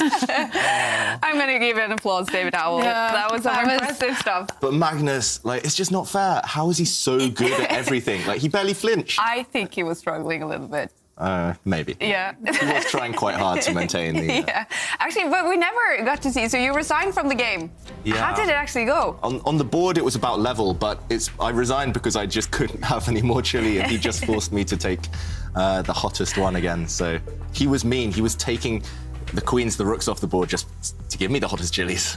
All right. We're going to talk more about the chili chess, but right now it's the drama in the New in Chess Classic. Second game. In the second match, in the final, Magnus Carlsen with the white pieces, coming from a loss. So what is he coming up with here? So far, it's back to the normal for Magnus Carlsen, the Italian game. We saw this yesterday between the two players. So they did open with their king's pawn. This is traditional stuff. Nakamura did lose in this opening to Magnus yesterday. So Magnus just trying to repeat what happened. Nakamura continuing his strategy. This is exactly what we saw until that move in Game 3 of yesterday, and now we're heading towards the main line. This has happened in earlier tour events. Magnus has used this against Wesley So, for example, and now coming up with a different move, attacking Black's bishop, pushing pawns on the left-hand side. Magnus, off camera, what do you think he's doing? Is he snacking on some chilies? I'm sure he is, David. Yeah, I mean, well, whatever he's eating, it might not be home cooking, but the position on the board is home cooking. He is playing a very rare line, as far as I know. He must have prepared this before because it's very committal for white, pushing that pawn forward all the way at this early stage. I've personally never seen it. And Nakamura taking a pause. How will he deal with the attack against that black knight? He moves it to the edge of the board, eyeing up white's bishop. Now, Magnus just doesn't flinch. He immediately captures a pawn in the centre. Black's bishop in the corner is attacked. Black's knight in the centre is attacked. Magnus, he is already trying to go on the attack at this early stage. Nakamura should be okay. He should have a way to deal with it, but it's not easy. I expect to see him burn a lot of time trying to work this one out. Yeah, and David, this has actually been played before. Hasn't been played too many times, 22 times, and the main move is actually to retreat the black knight in the centre to back to where it came from to defend the light square bishop. I'll get there. I'm just still recovering from watching poor David. That was so much fun. And what a cool new sort of chess discipline, chili chess. Don't try it at home, please. Yeah. Do try it at home and do send us video clips and footage of that. We want to see you guys try out the chili chess. I know there are a lot of chess fans in India, and they're probably just laughing at me. They probably think that that's like water for them. But OK, meanwhile, we did see Jovanka's move. Black's knight did retreat. Black's knight guarding the bishop in the corner there. And Magnus continues to play instantly. He develops his knight. So white is temporarily a pawn up, but white's going to have to lose a bit of time retreating. That white rook is under attack. I expect to see it step the whole way back to where it came from. Yeah. Also, black, anytime he wants, has the opportunity to use his knight in the corner to capture white's bishop. And what black would get the bishop pair. This is very typical pawn compensation. When you have sacrificed a pawn, you get the bishop pair, you get some open lines. This is very similar to lots of other openings in the king's pawn. Incidentally, David, the main move for black here, it's been played 12 times. It is actually to pick up the rook next to the king and just slide it one square to challenge its counterpart. And, OK, Magnus, he knows his stuff. You know, even though when he seems like he's being surprised... Sorry, Hikaru, you know, he still manages to find the best moves. And, OK, now here, according to my database, there is a choice. White can step back with the light square bishop one square. He can take the rook, or he can play a little bit of a strange move, which is to come out with the queen to attack the knight. So the main choice, step back with the bishop. That would make a lot of sense right now. There's a huge amount of tension, especially on that left side of the board, with the black knight on the corner, with white's light squared bishop. White ideally doesn't want to see that bishop disappear, but there's no way to save it. And you ideally want to force black to recapture in the most uncomfortable way possible. You want to force black to spend a move capturing. Also, white needs to do something about his queenside pieces, those pieces on the left side, especially the dark square bishop, the rook in the corner, because those will take a long time to get in the game. Yeah. So Magnus, how well has he done his homework? What will he come up with here? Because you surprised me, but Jovanka, by saying the position is well known. And Magnus, he steps back with the bishop, as you recommended. Well, the games, that is what the majority of people have played. So it's up to Hikaru now to take some choices. And while we're waiting, well, Hikaru is incredibly well prepared, and he steps forward with the queen, connecting the two rooks together. So very, very thematic stuff from Hikaru. Also attacking a pawn with the black queen on that left side. Yes, and on that subject of attacking the pawn, the main move is actually... The main move, I say this because there's only been 2 games played, is actually to defend that pawn. But, OK, Magnus decides to trade off rooks, and now something has to be done with that defence of the pawn. And what do you think he would do? Do you think Magnus will voluntarily shut in his own bishop, or do you think he'll try to go for a little bit more active moves? Yeah, that's a very big question right now. I guess there's not actually a threat in the position to capture that pawn yet. Let's quickly bring up the analysis board. We can see that black has great compensation. Black is a pawn down, but this pin is really annoying for white to deal with. It's really, really nice that black has this tension along this line. Also, black controls the only open file right now. Black's rook, fantastically placed. We mentioned that this tension is very annoying for white. Black always aiming to get the 2 bishops later on. And finally, the last piece of compensation is attacking this pawn. And at first, I was thinking, OK, white should push this pawn forward to defend it, or maybe this pawn forward to defend this guy. But maybe you don't need to. Maybe you could be a bit sneaky and just step your bishop back, for example. Maybe there are other moves. And if black's queen takes the pawn, you've set a nasty trap, because now the bishop jumps back again with a skewer along this diagonal. The queen has to move, and the rook would fall after it. The white bishop protected by the queen at the bottom there. So lots of choice for Magnus. Let's see what he comes up with. Yeah, whilst we're waiting for Hikaru to take his... Sorry, Magnus to take his decision, let's revisit the quiz of the day. You know, it's very important in life, and when you're competing at such a high level, to have a good atmosphere, you know, something that's going to make you instantly happy. And that's why we're asking, what is your go-to song at the karaoke bar and why? And Emilian Vama on Instagram says, I Cry by Florida gives you the boost you need to humiliate yourself in front of others trying to sing it. I'm not familiar with the song. Maybe you are, David? I'm familiar with humiliating yourself in front of others, but I've been there a few times this tour, but I don't know the song by Flowrider, no. No, OK. And Slevart, also on Instagram, says that their go-to song would be Wonderland by Oasis, always testing my song limits. Wonderwall, no? Yeah, I wasn't sure. I don't know my Oasis songs too much. I do know Wonderwall, and there might be a Wonderland. Good song either way. Yeah, exactly. And John on Twitter says that his favourite karaoke bar song is, and I think, David, you'll approve of this one, Aha, Take On Me, because it's a type of song that makes everyone want to join in. And David, incidentally, has been singing quite a few Aha songs in the run-up. Actually, yeah, John, thanks for the tweet, because we were discussing Aha just before the show started. That is one of the hardest songs you can sing. Very hard song. Yeah. Also, I was thinking maybe I should amend my statement earlier. Maybe I should have chosen a Red Hot Chili Pepper song. Yes. You should. Yeah. OK, well, David, you are the grandmaster in sneakiness, and so is Magnus, because he steps back with the bishop, preserving the bishop pair, and also at the same time setting that trap. Now, I don't think Hikaru is going to fall into that trap, not at all. Instead, Hikaru has to take a decision. How is he going to continue getting compensation for that one-pawn deficit?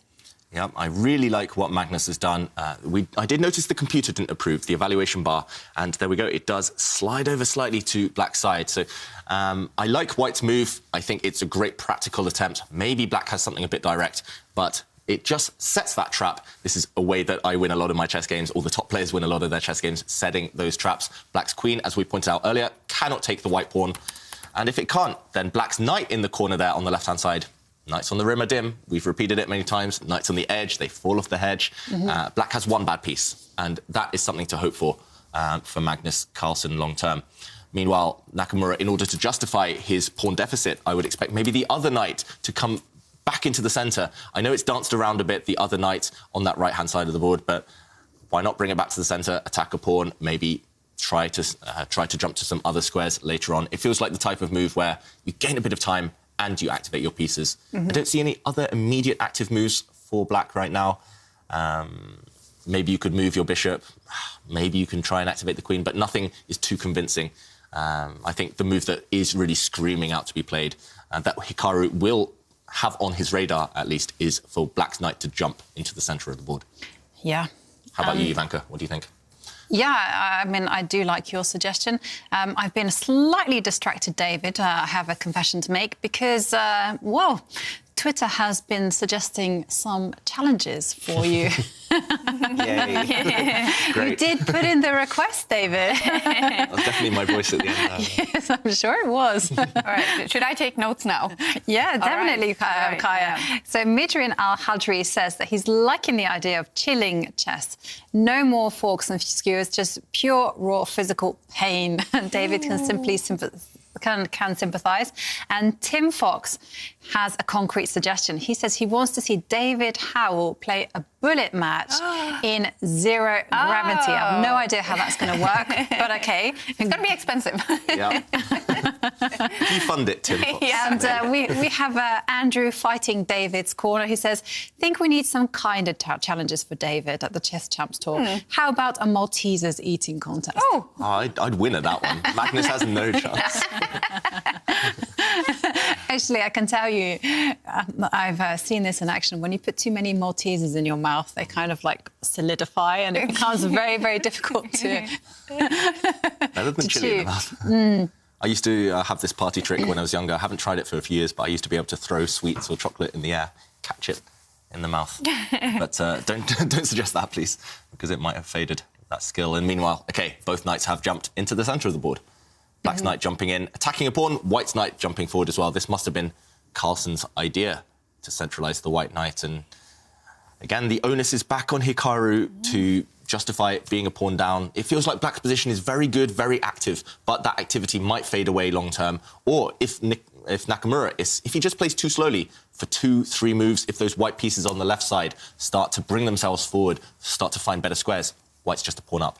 So, yeah, the next few moves, it's crunch time for Nakamura. These are the critical few moments if he wants to maintain his lead in the match. And I just want to mention, so we also have a match going on for third place between Levon Aronian and Shakhriyar Mamdyarov. And Mamdyarov, he won the first game today, and the second has now ended in a draw. So they tied the match yesterday. Mamdyarov is now up by 1 point with 2 games to go in that one. So Levon Aronian, he needs to strike back with a win within those 2 last games to take it to tiebreaks. We'll follow that as well. And obviously, Magnus Carlsen, he needs to find a win at some point in the last 3 games here if he wants to avoid tiebreaks. With the white pieces here, I mean, will this be the game? It feels like he wants it to be the game, at least. Magnus choosing a ambitious opening. Not necessarily the most aggressive, because white's actually just grabbed a pawn and trying to cling on.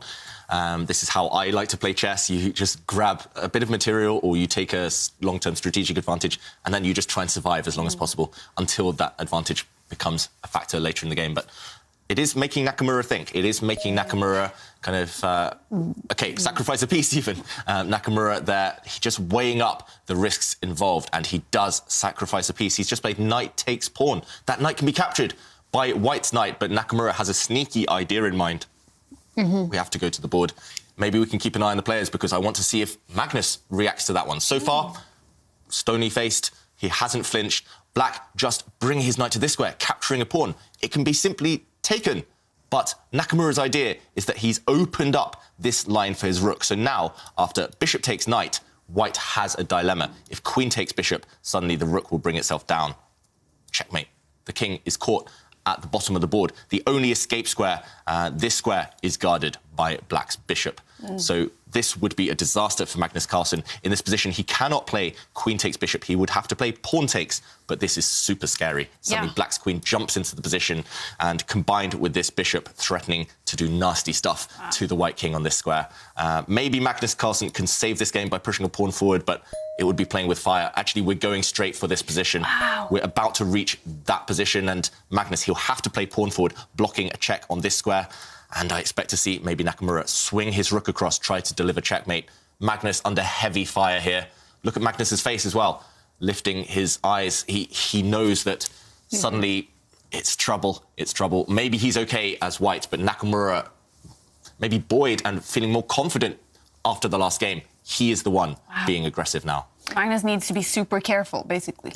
Yeah. Absolutely. I mean, there is a path to navigate, and I think Magnus is totally okay.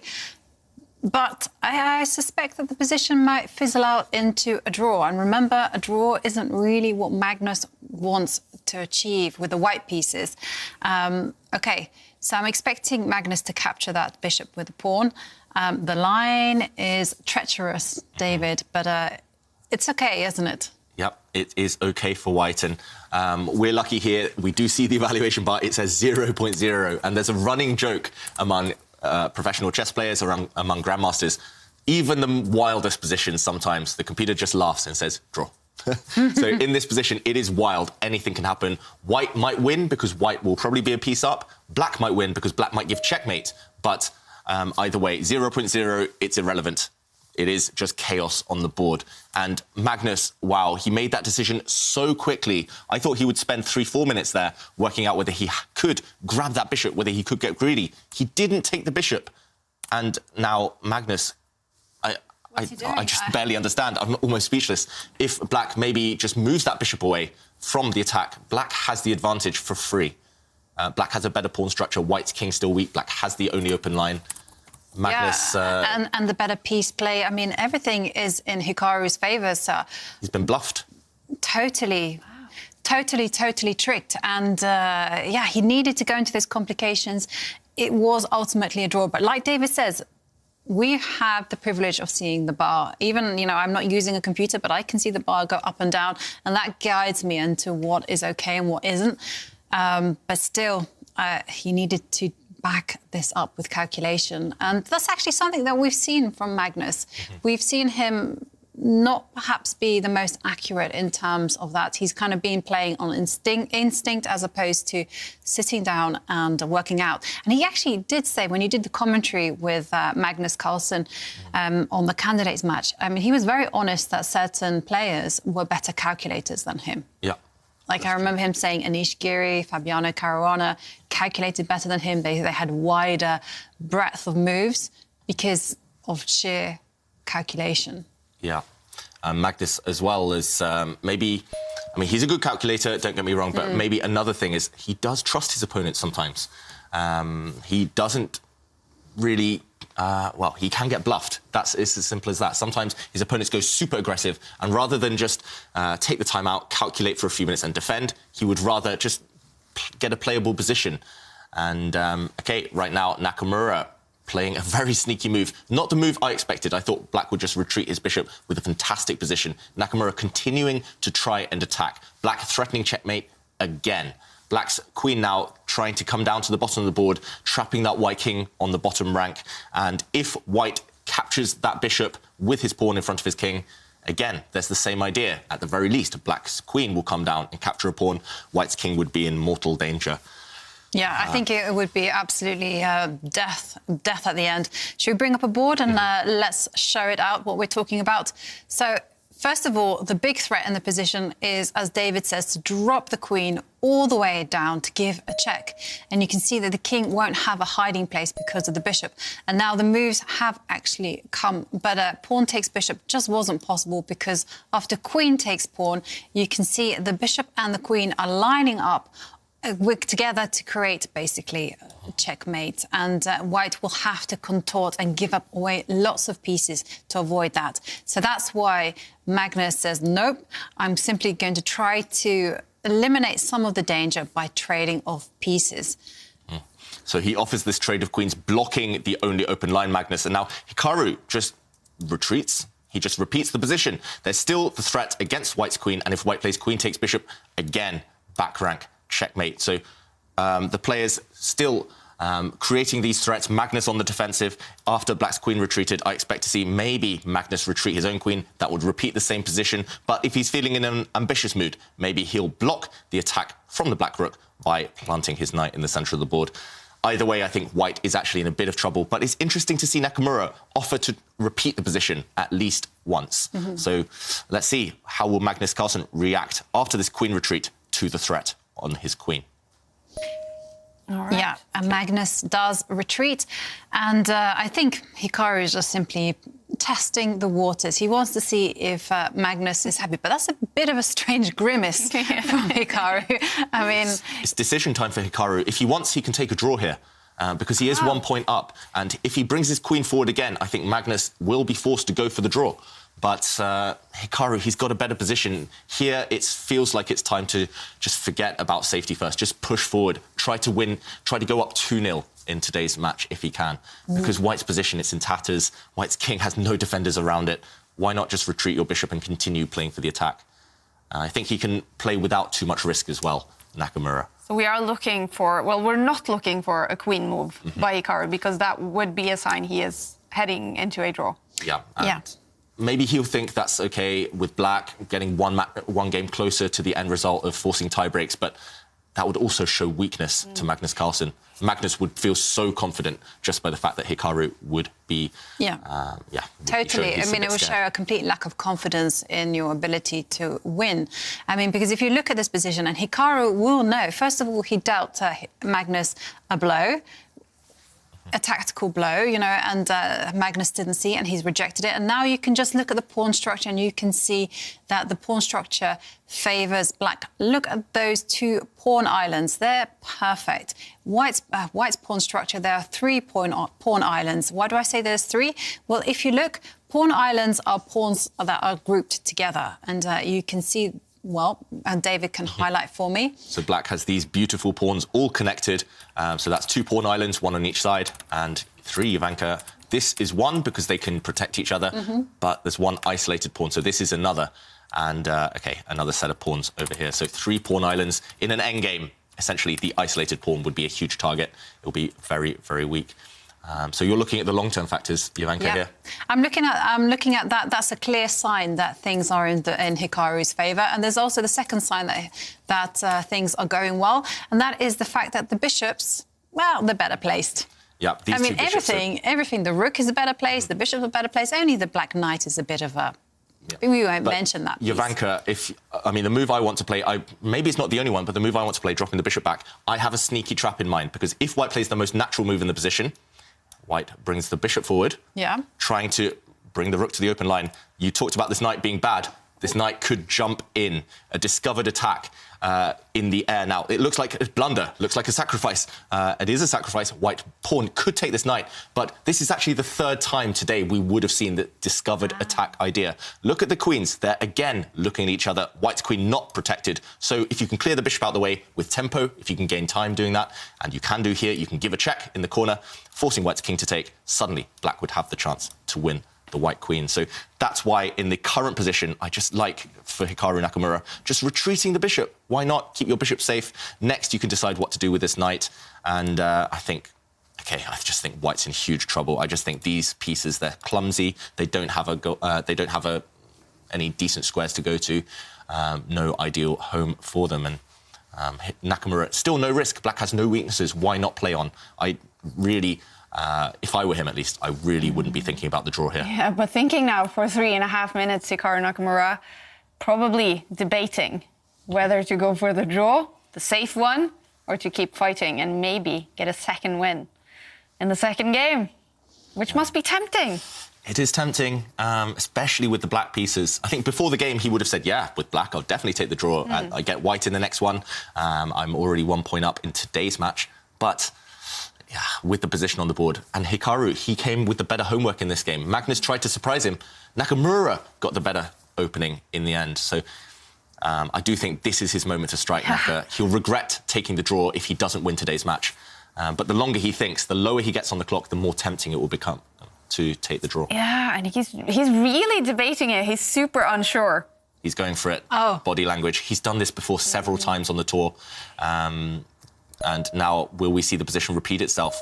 If the queens retreat, Magnus now takes the draw. Threefold repetition. The game is over. Draw. Missed opportunity for Nakamura, though. Wow. Magnus Carlsen basically getting a little lucky here. It is a draw. And Hikaru, OK, he's hitting his head. Yeah, I think he just turned on the analysis engine. He realised black has a huge advantage in the final position. He's going to be so annoyed at himself for ending that game prematurely. Wow, but he is still up by 1 point. Magnus Carlsen with the white pieces here. He must be feeling very unhappy. Yeah, definitely.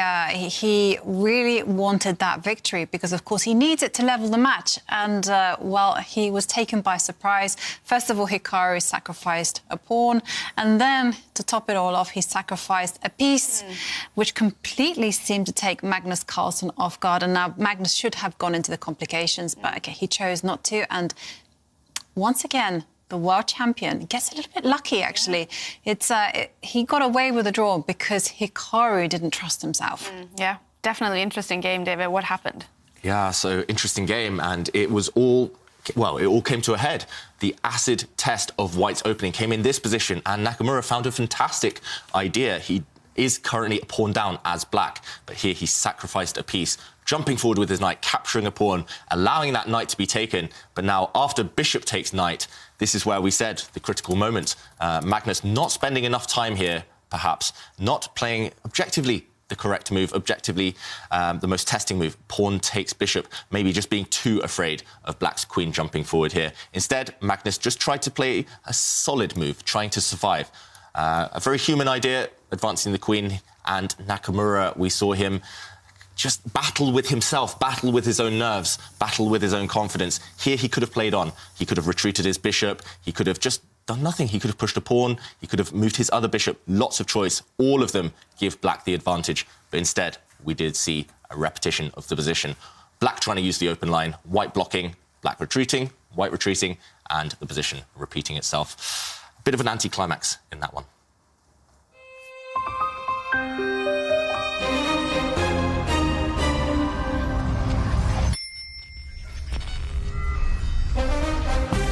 Hikaru Nakamura is up by 1 point, coming up the third game. And if Hikaru wins this one, we're going to head straight into tiebreak. Magnus Carlsen, he needs at least a draw, or preferably a win. All right, more excitement to come. We have 2 games to go in the Rapid, and Magnus Carlsen, he needs at least 1 win, or else it's going to go to tiebreaks. Hikaru Nakamura, he only needs 2 draws now to take it to that tiebreak, so it's going to be exciting. And look at that, in the next break, of course, we're going to be joined by Ginger DM, Simon Williams. But now, as always, with New in Chess being our partner for this tournament, Dirkjan, the editor, is sharing stories from over 35 years with this fantastic magazine. He has been telling us all about the male world champions, but of course, we have to focus on the women as well. And today, it's about the best female chess player of all time, Judith Polgar. The first time Judith Polgar featured prominently in New in Chess was in 1989, when she was a total sensation at a tournament in Amsterdam. Judith was 13 years old, and she was beating male opponents who were way older and way more experienced than her.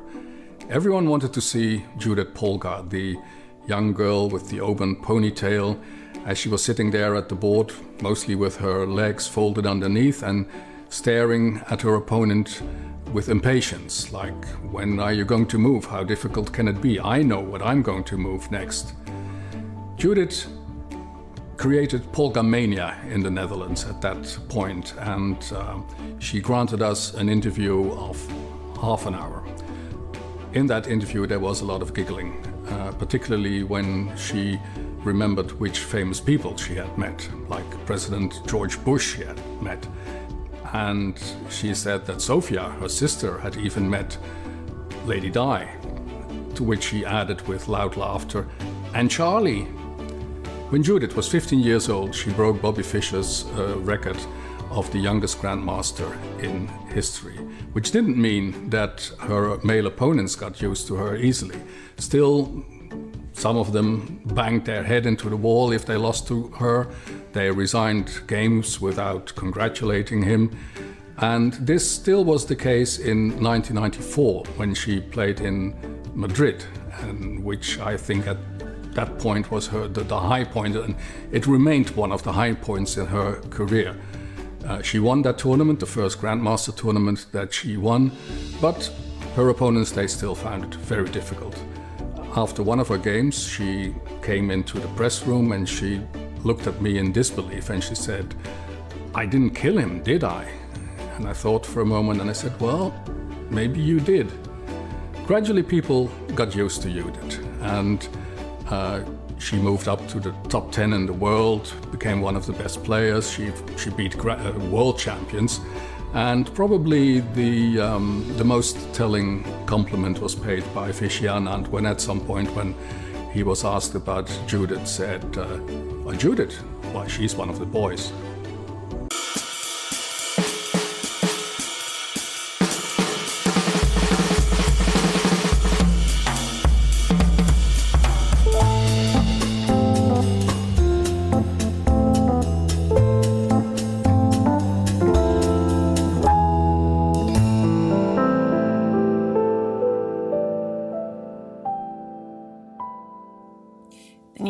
Chess Magazine, get your subscription. And Magnus Carlsen, he's been rating the male world champions. He's also full of admiration of Judith Polgar, her influence on chess. So we asked him to rate Judith like he has been rating the male world champions.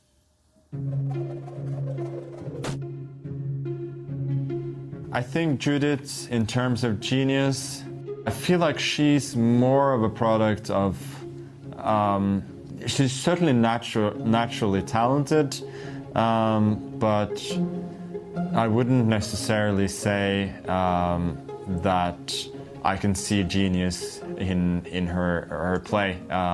It's, I think, more about extreme repetition from when she was young, that she's able to recreate some remarkable patterns. So I'm gonna go with the 7 here for Judith.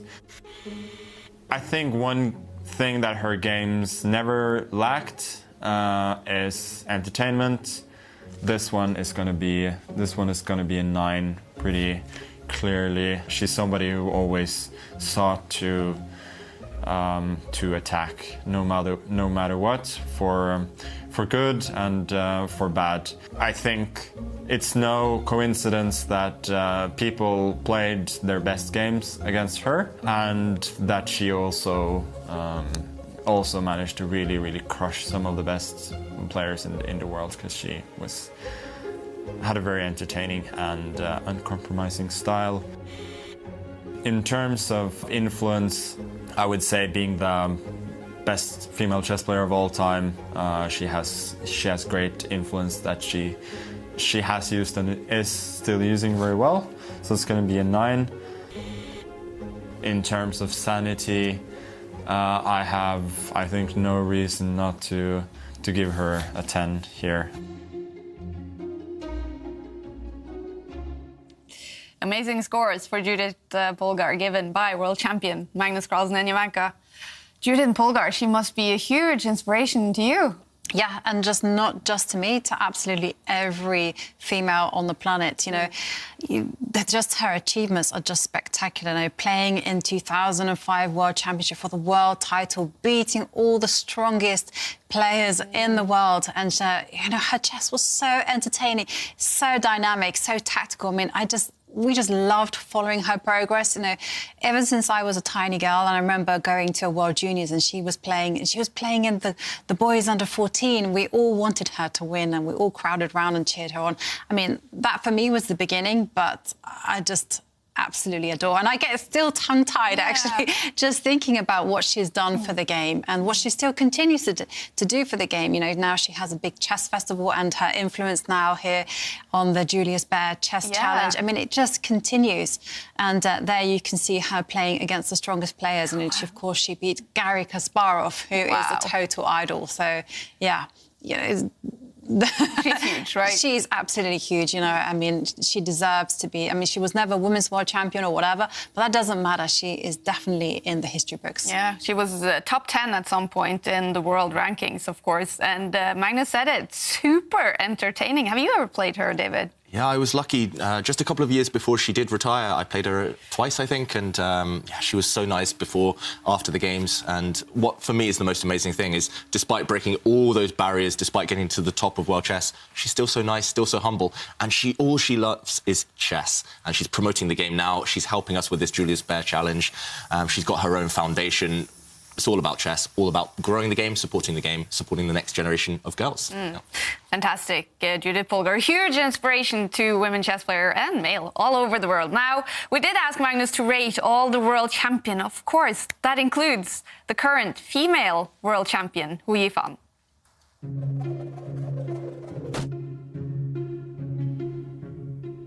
Hou Yifan, I would consider the second strongest female chess player of all time.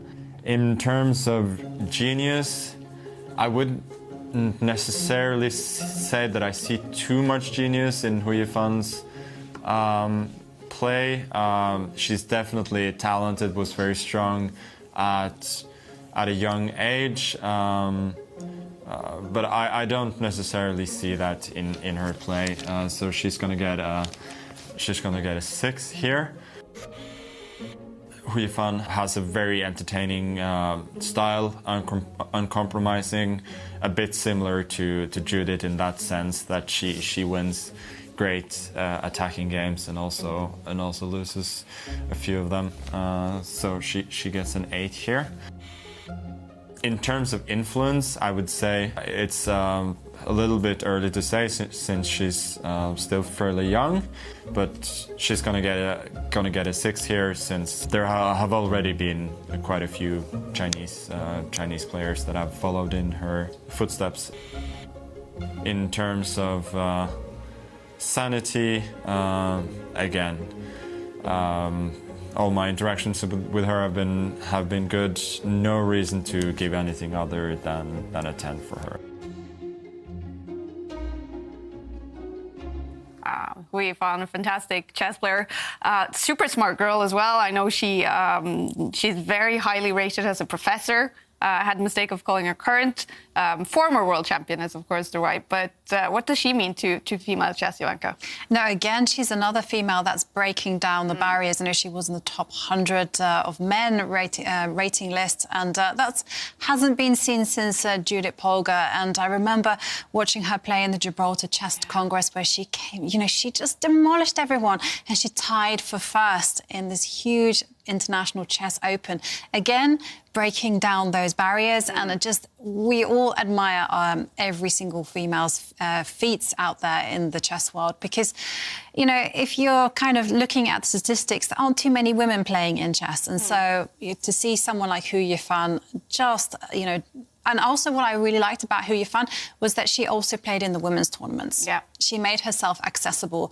And so, you know, we all like to play against strong players. And I know I've had plenty of games against Hou Yifan, and I really appreciate that she did that. You know, she was playing for the Chinese women's national team in the Olympiads. She would participate in the Women's World Championships. And I like that mix. And I also like her style. She's a very aggressive player and very entertaining to watch. And she's also contributing in the Julius Baer Challengers Tour, right? Teaching some of the young players some fantastic chess.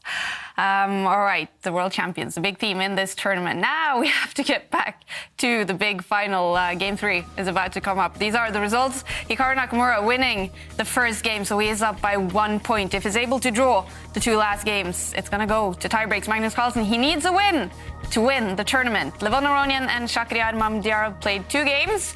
Shakhriyar is up by 1 point in that match for 3rd place. And it's going to be Hikaru now with the white pieces.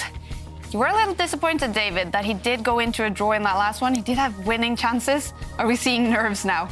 Definitely. I can't explain that decision other than nerves. And I'm not necessarily disappointed in general as a chess fan, because that was still an exciting game, short and sweet.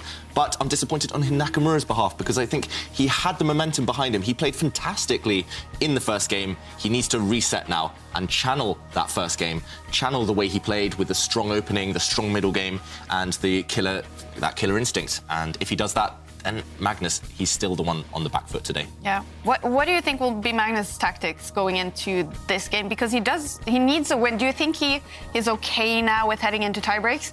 Or is he desperate to find a win in one of these 2 last games? I think no one really wants to head into tiebreaks, and especially if you consider that Hikaru is actually one of the world's best players at the Blitz time control, which is shorter time control. So I think Magnus will be looking at securing a win in one of these 2 games. And if he can do that, then he is in a great position for equalising in the match. And of course, a draw in the match means a victory for Magnus. But okay, he still has to handle Hikaru's initiative with the white pieces. And we saw in game 1 how badly that went for Magnus. Yep. So we'll see what he brings to the table today. And so he's chosen a little bit more solid opening already, and he's pushed his pawns forward with in front of the queen. Yep, so we do see the Queen's Gambit. The Queen's Gambit declined. Black not accepting that gambit, Black not accepting the pawn that was on offer. In the previous game, it was a bit of an opening disaster for Magnus Carlsen. So rather than spend the 15-minute break studying openings frantically, trying to call up his coaches, Magnus just goes back to another trick in his box, going back to a different opening, a very solid one which he first prepared a few years ago with his coaches. And now we do see Nakamura, after a trade of pawns, developing his bishop. This is very solid stuff by both sides. The game will likely become more of a manoeuvring battle, but Nakamura clearly not surprised. Yeah, and we have to say, actually, that pawn move that you've seen there, the pawn in front of the rook, this is actually a little bit of a specialty of Magnus. I've seen him do this throughout the tournament, and he's been very successful, I have to say. Yeah, he tends to thrive in these positions where he can slowly manoeuvre, right? Where he can just slow down the pace of the game. He dictates the tempo, when to initiate action later. There, Black's bishop jumps out, attacking the white queen. Will White block that attack? Will White just move the queen? Nakamura slightly confused by that one, slightly surprised at least. And yep, not just Magnus Carlsen using this with success. One of his coaches, Niels Grandelius, Swedish #1, he has played this opening by pushing that rook's pawn forward on move 3. He's played that several times before as well. So this is well-known stuff up to this point, maybe. And now Nakamura, how will he deal with that attack against the White Queen? That's a little bit of an unusual move. You know, immediately I can check my database and I can see from there being quite a few games to suddenly there being just 2 games in the database. So this will certainly put Hikaru on the back foot, and he will have to start to think and come up with a formulation. Like, for instance, the most natural move to me is actually to, I was going to say to block the attack with the knight, but OK, he has instead played the much more aggressive, moving the queen to the left side of the board, where the queen now attacks a pawn. One thing I learned from you, Jovanka, is that every move has consequences, and the advance of Black's bishop, bringing that Black bishop out very early in the game, has left a pawn undefended. And that Black bishop, if it stood at home, it would otherwise be protecting a pawn. White's queen is now just threatening to bring herself up and capture that loose pawn. How will Magnus deal with that attack? I do notice, meanwhile, Magnus looking off several times to the side. Is there another football match on? No. That's bad news, Magnus. Stay focused on the job in hand. OK. Well, it definitely isn't the Manchester United-Liverpool game, because that has been postponed due to some drama outside Old Trafford. OK, and Hikaru yawning. What is this? Hikaru yawning. It's not that late for him. It's only, what is it, midday for Nakamura. So Black actually ignored an attack against his pawn, trying to maybe lure the White Queen forward, trying to tempt Nakamura into getting greedy. Instead, Nakamura takes a timeout. He attacks the Black bishop. The Black bishop retreated. And right now, White still has a decision to make. Do you get greedy? Do you grab that undefended pawn? Let's bring up the analysis board to see what would happen if White gets greedy. OK, he doesn't. He just moved his knight instead, developing a piece. If he had taken this pawn, I think some of the viewers might be wondering, why not get greedy? Why not take this pawn and gain time against the Black rook? There might not be an immediate win for Black, an immediate way to trap this White Queen. Instead, Black would just castle, gambiting a pawn for quick development, for piece activity. And suddenly, look how much time White has lost with the Queen. The Black rook threatening to come and trap her. The White Queen would have to run away, and Black's rooks, they would start attacking her, running away again now. And suddenly, the knight jumping forward. Everything coming with tempo for Black. Black gaining so much time. One pawn is not worth losing 3 or 4 moves. So Nakamura deciding not to grab that pawn, instead developing a piece. And I expect to see Magnus Carlsen maybe play bishop. OK, I was about to say bishop takes knight, because bishops in these structures with a blocked centre, bishops tend to be less versatile than knights. Knights can jump around. Jump around again. Knights can jump around, they can do anything. So why not eliminate a bishop, which was kind of standing on the edge of the board, a bit of an onlooker, not doing anything? Why not trade off a knight for that previously bad piece? So logical play by the world champion. Next, I expect to see him castle the king, maybe defend this pawn later. And Black is solid, at least. Yeah. And we see the moves come thick and fast. But I think now we're going to see a little pause in the play, because after Magnus has castled kingside, well, to the right, well, I was going to say that Hikaru is probably going to take some time out just to adjust and come up with a plan. But nope.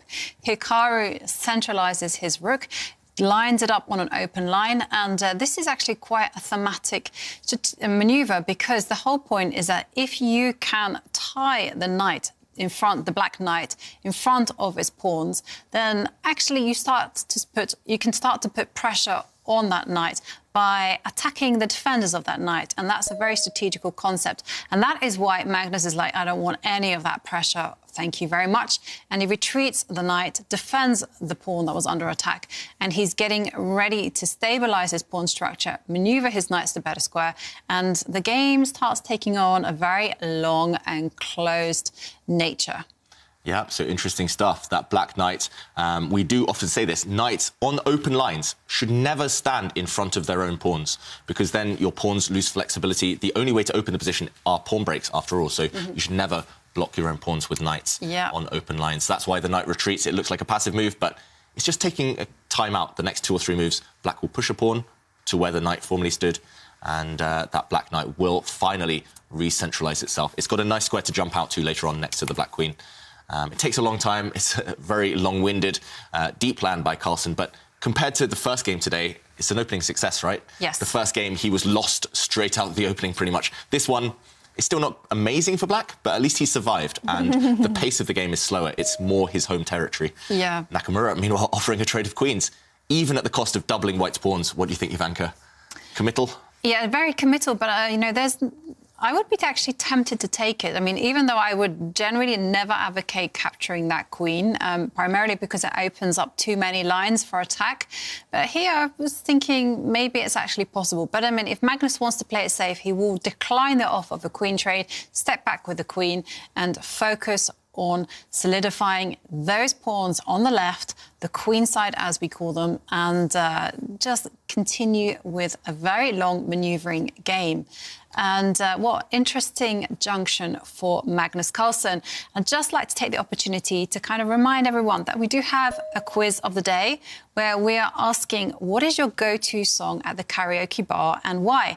And obviously, playing in a match like this needs good atmosphere, good self-confidence, everything you need to be able to sing in public. And Doda says that his favourite karaoke song is What's Going On? Easy lyrics to remember. And Skevis on Instagram says that ABBA Mamma Mia is an easy one and works out well every time. And Cosmon in Twitter says, One Night in Bangkok from the musical Chess. When you play at this level, there's no ordinary venue. It's Iceland or the Philippines or Hastings or this place.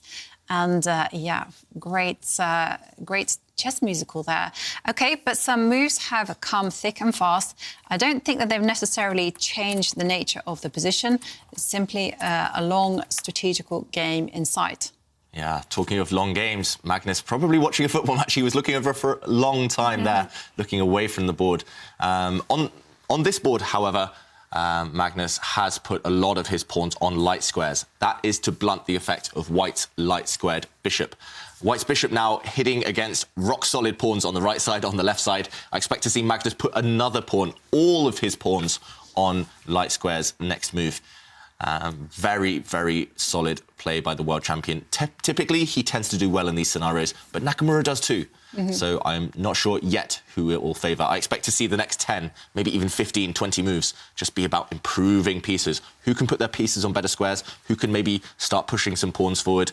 It's yet to be decided. It's purely about planning right now. Yeah. I have to say, I do quite like Magnus's position. You kind of said that it's a little bit passive, but I like it because it's very solid.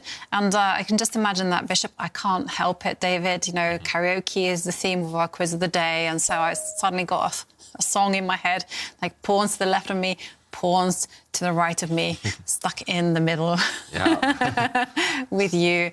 Yes. Yeah, we're actually stuck in the middle, right? Yeah. So, OK. You're stuck in the middle of me and Kaya, yeah. It's a clowns to the left of me, jokers to the right. I will safely admit that I am the clown of the group. OK, meanwhile, Carlsen just bringing his rook to a semi-open line. Very sensible stuff. Improving a piece. And that's why Magnus likes these type of positions. And I think specifically these two, it's no coincidence they are the two best speed online specialists in the world, because they quickly play those slow kind of building up moves. They never doubt their instinct. They see a plan, they consistently stick to it. And we'd mentioned that white bishop stuck in the middle, stuck in the mud, not really hitting any outposts, well, not hitting any weak spots. So Nakamura just retreats that bishop, clearing a square for white's knight. I'm not sure if white's knight will use that immediately, but looking for fresher pastures for the white bishop, at least, Nakamura. And there we go. OK, the white knight does jump to the square that the bishop previously stood on. So this time, the knight is stuck in the middle, but it is headed towards very promising squares. That knight is threatening to jump forward to two possible squares. Both would attack the black queen. And in this type of pawn structure, that is the ideal square for any knight. Meanwhile, Magnus also manoeuvring his knight. I just love the black pawn structure right now. All of them on light squares, all of them just forming a bit of a wall, a bit of a barrier for white's bishop that I don't think that bishop will be able to break down anytime soon. Mm-hmm. All right, and the battle for third place is finished. Mamadou winning 2 games today, so he is the winner of that, securing third place in the New in Chess Classic. What a fantastic player, but a little bit of a shock. Because we didn't rate him as a favourite in online Rapid. Yeah, and he himself admitted a few days ago in an interview only the last year has he really come back to online chess. Yeah. He's much less experienced online, at least, than some of the other players in the field. And one thing I want to point out about the third place match, yesterday, all 4 games were won by black. Today, Mamedyarov won 2 games with black. So 6 out of the 7 games were won by black. That's refreshing, right? What is happening to chess? It's a dark day for chess. Yes, whenever I think of that, I think of that book, Black is Okay. Yeah, by Dorian. Dorian, yeah. Yeah, there was a book a few years ago saying black is okay, stating that actually being able to react to the moves is more important than having the first move.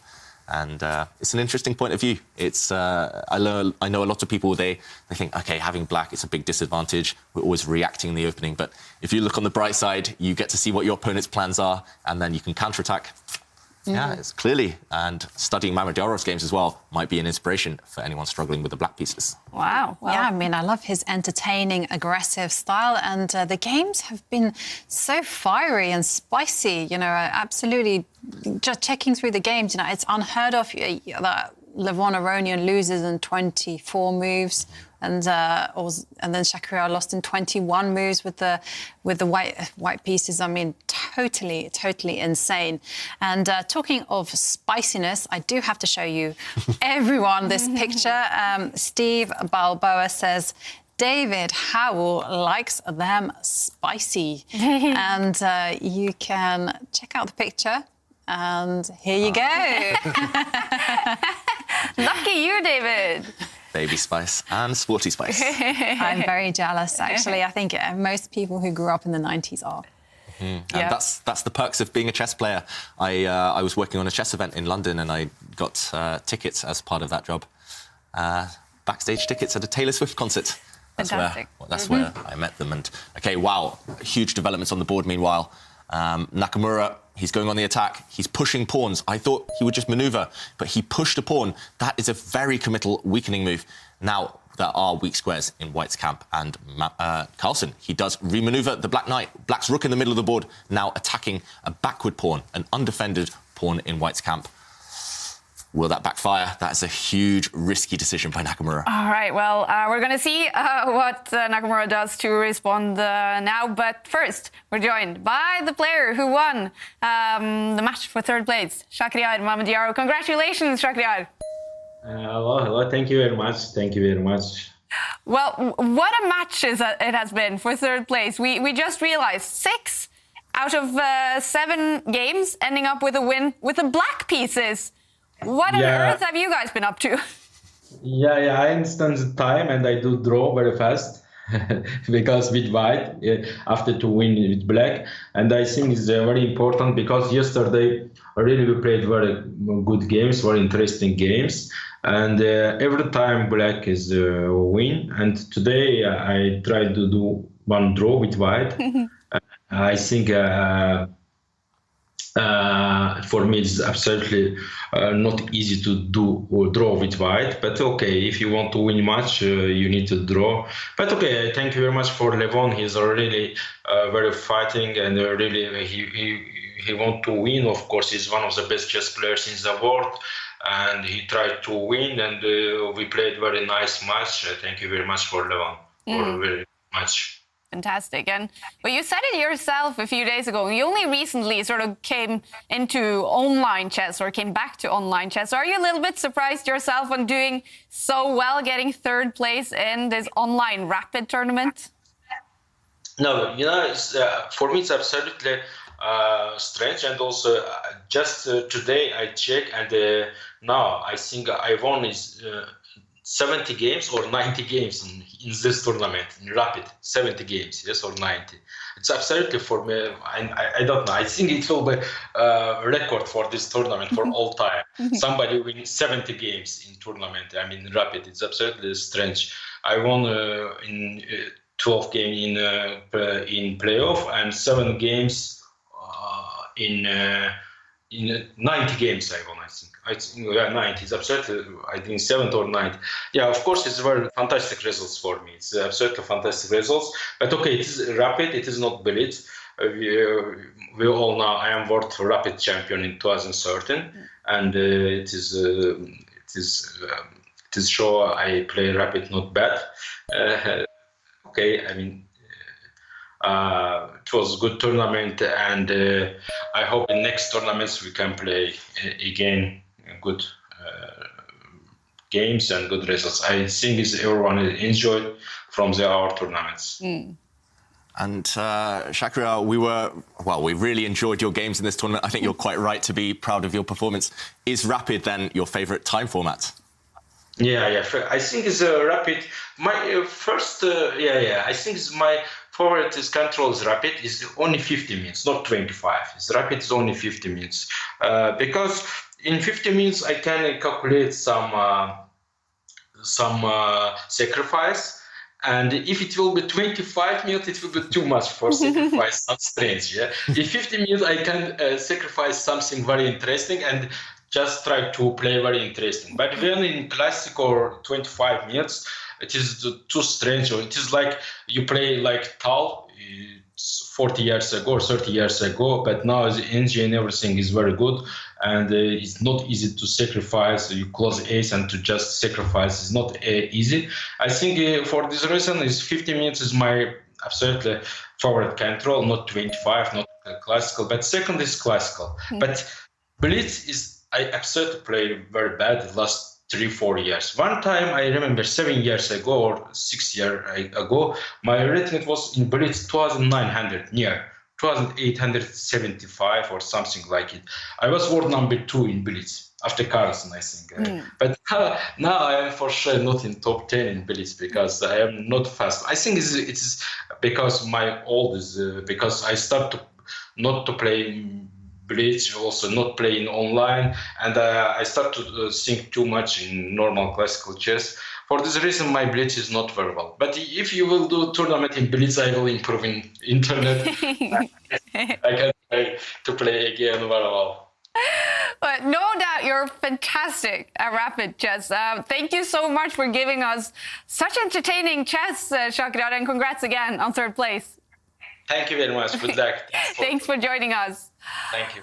All right, what a great guy, and what a great performance to get third place. Now we have a lot of moves. What's happening? We've had huge developments on the board, and I think we have to bring up the analysis board to show just what's happened over the last few turns. And I think we're about to see even bigger changes soon. So Nakamura, he's going on the attack. He's committed with white, pushing forward. This position we thought was quite balanced. It's quite blocked. It's about manoeuvring. Instead, Nakamura pushing pawns forward. F for forward, pushing this F pawn, trying to open up a line for his rook. But this is a really nice maneuver by Magnus.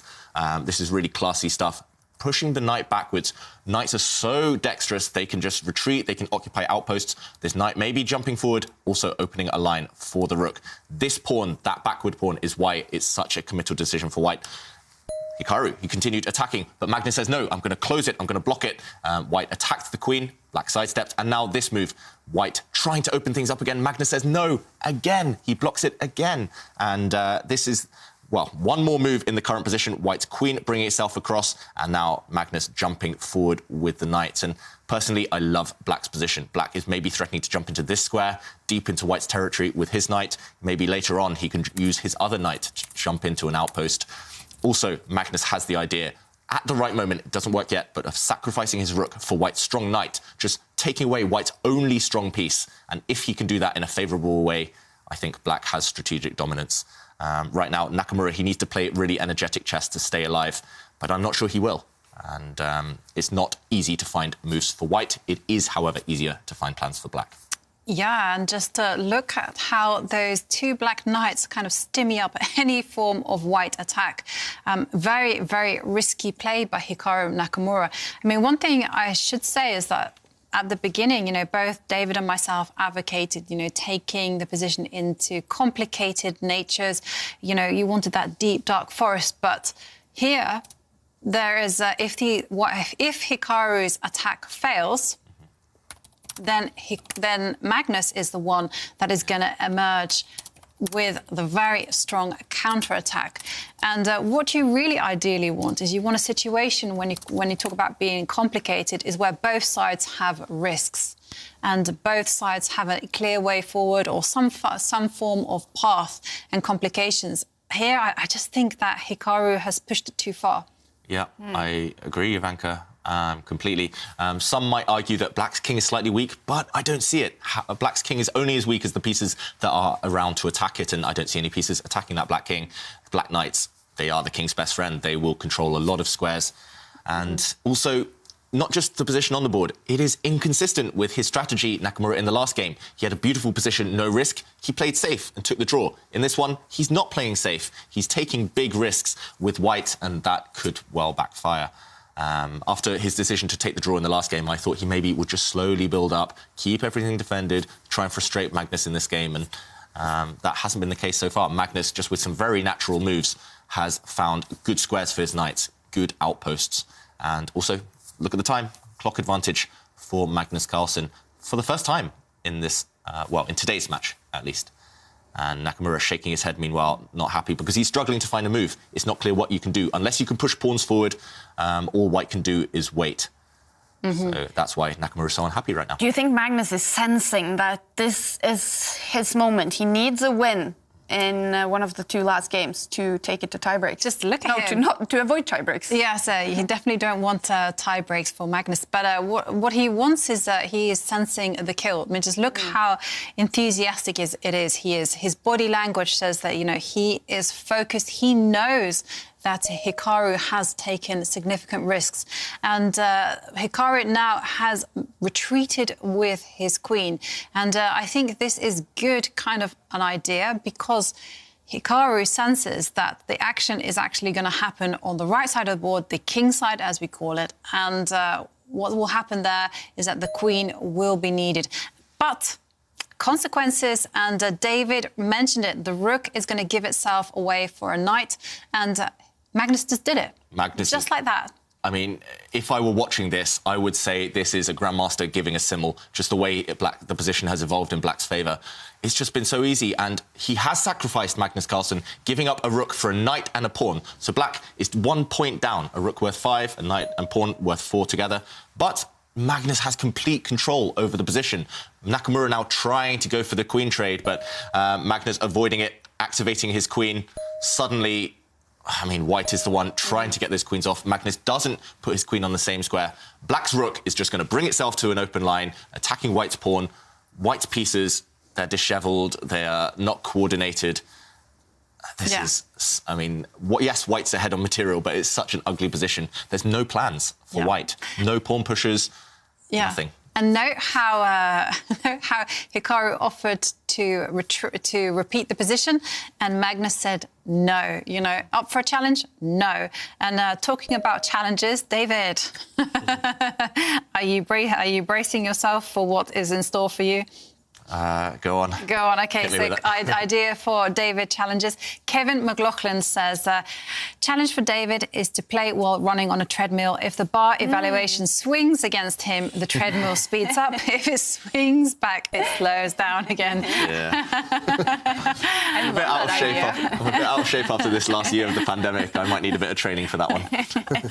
OK, but meanwhile, OK, let's go back to the game. And you can just see Magnus is trying to dominate the position on the dark squares, and his position is just so commanding. I mean, I have this kind of little saying that it's not what the pieces are, it's what they do. And if you look at the knights, they just control so many squares. The Black Queen is amazing, and well, Hikaru is trying. He has centralized his rook, but ultimately, this is no plan.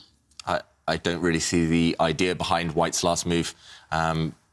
At the moment, the computer even suggests Stockfish there. We see the move suggestions below the cameras. Stockfish suggests just pushing a pawn for Black, kicking that white rook back. White's rook just moves forward, is about to get kicked back, and Black has other moves as well. Even the second suggestion by the computer is just to move the Black king.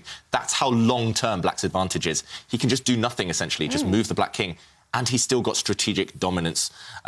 He has full control, especially in the centre and on the right side of the board. White is just completely stuck. And at his leisure, whenever he wants, Magnus can even use the Black Queen and take another pawn in the centre. Then we would have a knight and 2 pawns for a rook. Level material, and still the 2 knights would have fantastic squares to jump to. I wouldn't rush to do that. I don't think Black should trade queens anytime soon, because the queen and knights combine perfectly well together. But Yeah, black is in control. I am slightly surprised to see Magnus frown there, but it's probably just because he knows he has so much choice. And probably he's frowning at Hikaru's moves. He's got a lot of time as well. Yeah, a lot of time. Is this the moment you always talk about, the critical moments, take your time when you sense them, and these players are so good at this? Is this one of those moments where Magnus can take some time to maybe make a long-term plan? Yes, exactly. I think you're right, Kaya. Normally it's when the positions just changed a bit as well. And just a couple of moves ago, black did sacrifice that rook for knight and pawn. So there has been a bit of a transformation in the position. And that's normally a good signal that you should take a pause. And if there's no direct win, if there's no way to immediately go for the white king, for example, then take a step back. You have 8 minutes. You have 2 minutes more than the opponent. Spend one of those minutes just working out where to put your pieces, when to push your pawns, and that's what Magnus is doing. And what happens? Is it a good idea for black to get greedy? I'm sure people would be asking, "Hey, can't black capture a pawn with the queen for free?" Yeah, as I mentioned, probably you don't want to rush with that. Queen trades. It's not clear that that benefits you. The queen does. Well, coordinate very well with the black knights. Like, that pawn's not running away. It's a backward pawn. It can't move forward without getting captured anyway. So, yeah. I don't know. What would you do, Jovanka? Would you be tempted to take it? No.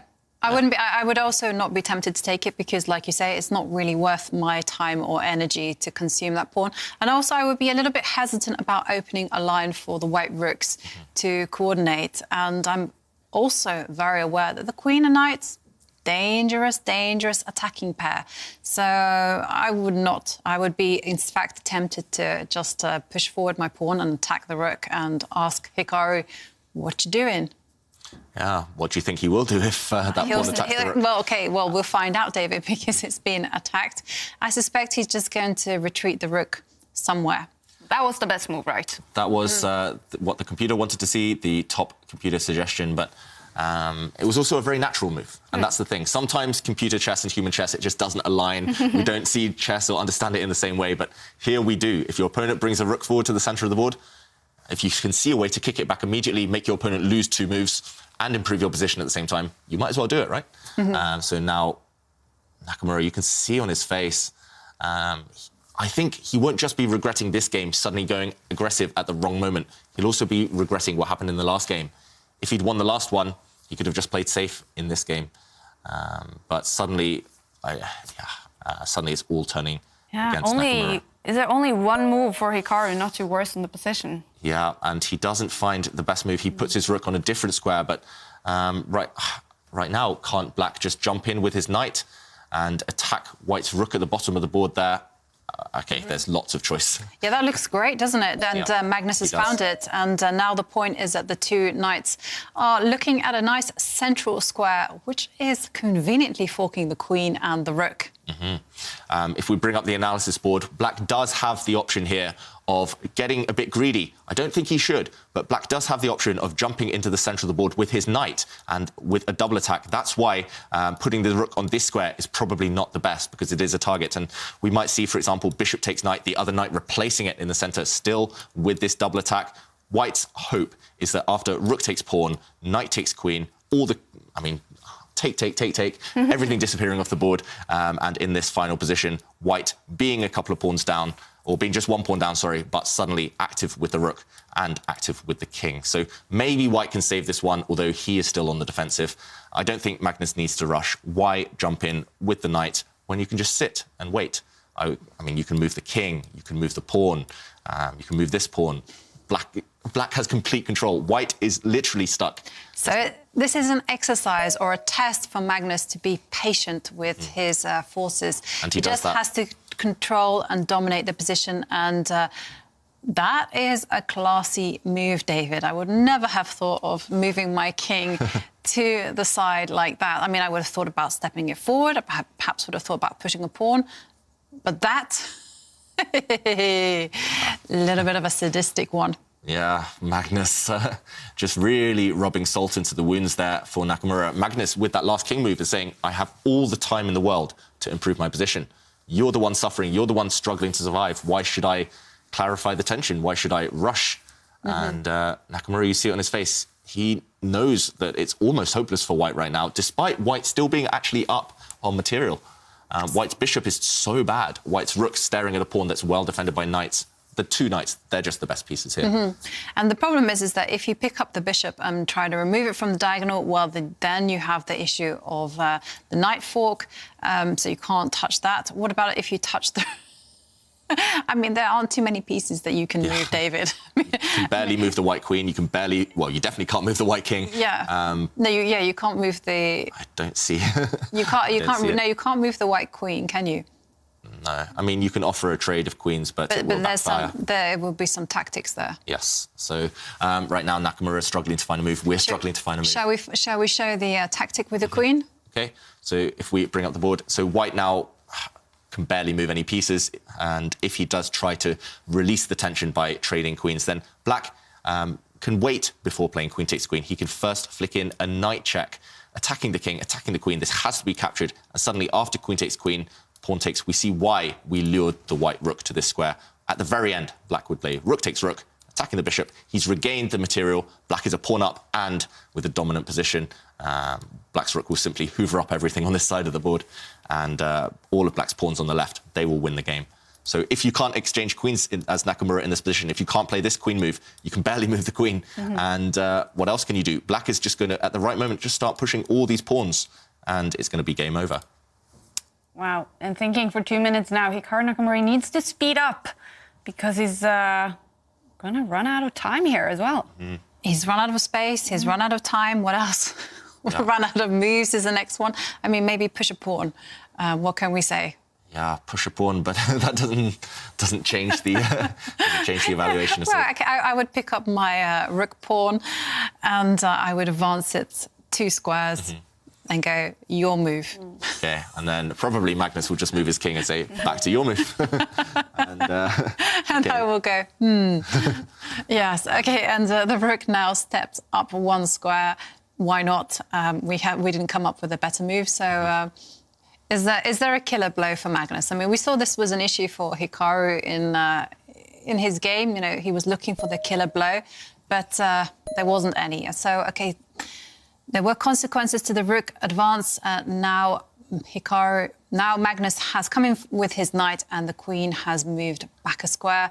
And you can see great progress in the position. But now white does have a threat. Rook takes pawn. Magnus wants to go for checkmate, Ivanka. He just wants to threaten checkmate. I think the black queen is about to step backwards. It's going to happen, actually, within 3 moves.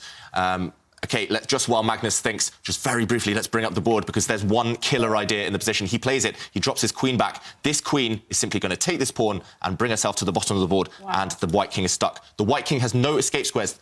It's trapped by the 2 black knights. This is going to happen. Rook takes pawn, queen takes, checkmate is coming. OK, the players, they're playing so fast. We did see a bishop capture of the knight, a check. White's king had to move, another check. The king had to run. Another check. The king is continuing its journey. This king now is caught in the middle. I think all black needs to do... Well, every move is winning here, but all black needs to do is to maybe even push this pawn forward, and this checkmate is coming soon. Just cover this square. Wow, Naka he just resigns. He doesn't even wait to see Magnus's move. It's over. Wow, the drama. Magnus Carlsen winning game 3. He's tying the second match, and that means Hikaru Nakamura in a must-win situation in the last game to take this to tie breaks. Magnus Carlsen almost playing this to a checkmate. Yeah, it's very rare that we see a king in the run in the centre. But we saw it there, and, well, what can I say? Magnus's opening choice worked to perfection. You know, he encouraged Hikaru to aggressively go forward when it was unjustified, and, well, Hikaru paid the consequences. All right, David, take us through this very exciting game.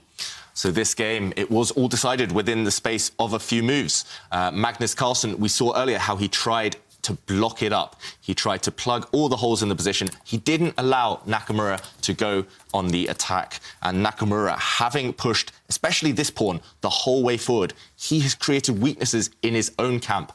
Pawns don't move backwards. As soon as you push them forward, there are going to be outposts for the opponent's knights, especially. And in this position, black potentially threatening to jump in with his own knight to this square. That is why Nakamura retreated the white queen, stopping that idea, but underestimating what Magnus did. And this positional, strategic exchange sacrifice is what we call it. So when you sacrifice a rook for a knight or a rook for a bishop to dominate squares. This was a trademark of several world champions, including Tigran Petrosian. And, OK, Magnus, he went for it. He's well-versed in the games of world champions. He knows that squares are more important than material. And this position, I think this one is one of the most beautiful positions I've seen from Carlsen's play throughout this tournament. Black's knights sitting on these outposts. There's no way to remove them, both of them threatening to jump in to White's half at some point, and Magnus slowly built up his position. He avoided a repetition, he put his queen back, and as soon as the black rook joined the action, that was the beginning of the end. And we saw it later on. Magnus started pushing pawns, and he went for the checkmate with those two knights when he got the chance. Especially this move, dropping the queen back, rerouting her to this side of the board, and going for the white king. This was the final blow, and everything Magnus did, he made it look so easy, just step by step, slowly improving the black position. Impressive stuff by the world champion. All right, Magnus Carlsen winning game 3, though that means the second match, it's tied. Magnus won the first match.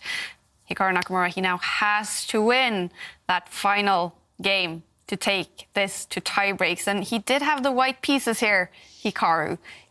How mad will he be at himself right now?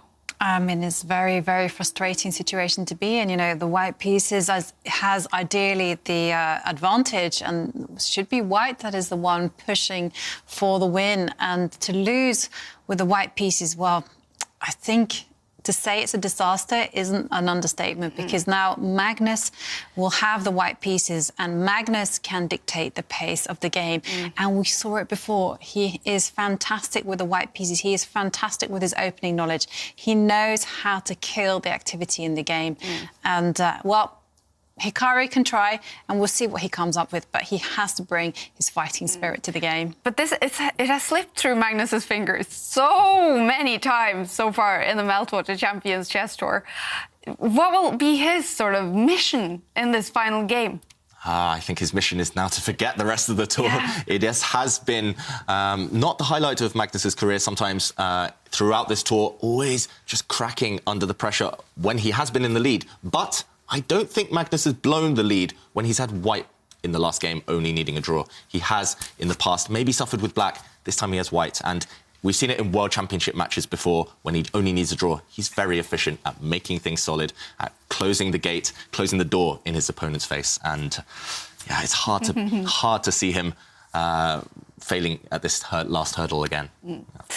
All right, it's coming up in about 10 minutes, the fourth and final rapid game in the final between Magnus Carlsen and Hikaru Nakamura. Hikaru Nakamura, he has to win it to take it to tiebreak. So now, let's take a step back. We have been impressed by Magnus throughout this tournament. We did do some tests with him before the tournament started, you know, to test the world champion skills. And one of the tests we did was his memory.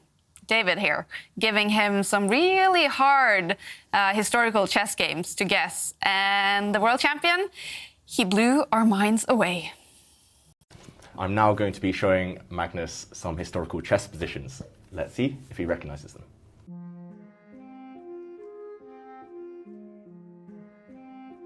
This position, I bet it looks familiar. Yeah, this looks an awful lot like Tal Botvinnik. I think the continuation here was probably Queen d5 and then Rook a6 and Tal 1. Yes.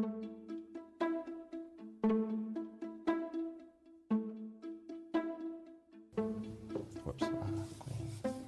Okay, this is the 24th game from Seville, obviously. You got that right. Shall I go on to the next one? I was literally reading about this. Like, this is the book that is on my bedside table about the Kasparov-Karpov matches.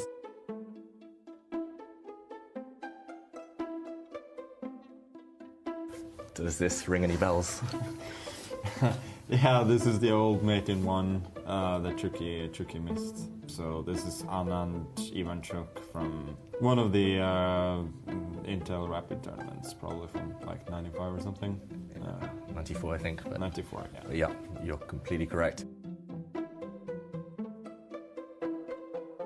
Now I'm going to play through an opening and stop me when you recognise the game, and if you can tell me who was playing black in this one. Okay. So I'm sure you've seen this opening before. Okay, it's going to be Anand. Against? Zapata. What year? 87, 88 maybe? 88, yeah.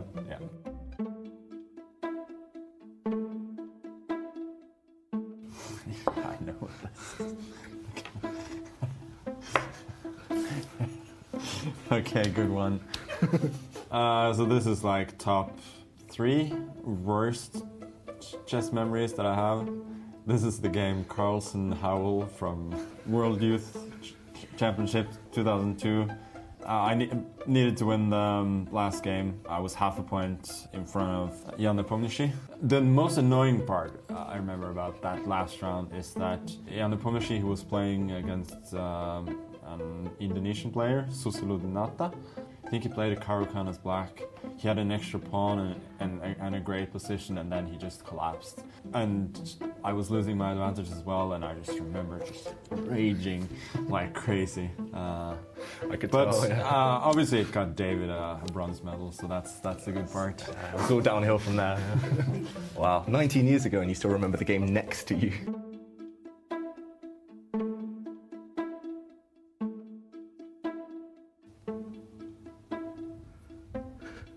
I mean, this could have been some bull game where I played or something. That's a good guess. That's a good guess. I'm probably gonna need a hint. Okay, it's from the entertainment industry. It's okay. So black is down a queen. So from the first Harry Potter movie, they played the Scandinavian and then they went knight c3, queen c6. So is it from that one? Well done. Thank you. Okay. That's impressive. Needed some serious hints, but... Yeah, but it still could have been anything after the entertainment industry. Good one, though. Good one, Okay. though. Good one. A lot of people would say Fischer, I guess. Not so sure about that. I think I will go with Capablanca, though. He's somebody who came out of nowhere and just played very sort of clear, simple, and yet brilliant chess, and that is something that I would characterize as genius-like. When it comes to entertaining, it starts and ends with Tal, and I don't really see any great competition there. So. Both really on and off the board. As a modern player, I will say that probably will have to say Garry Kasparov, because he really has influenced all the best players today. I think somebody who definitely stands out as extremely sane and level-headed and just a wonderful person to be around in every way is Anand. So that's the one I will go with.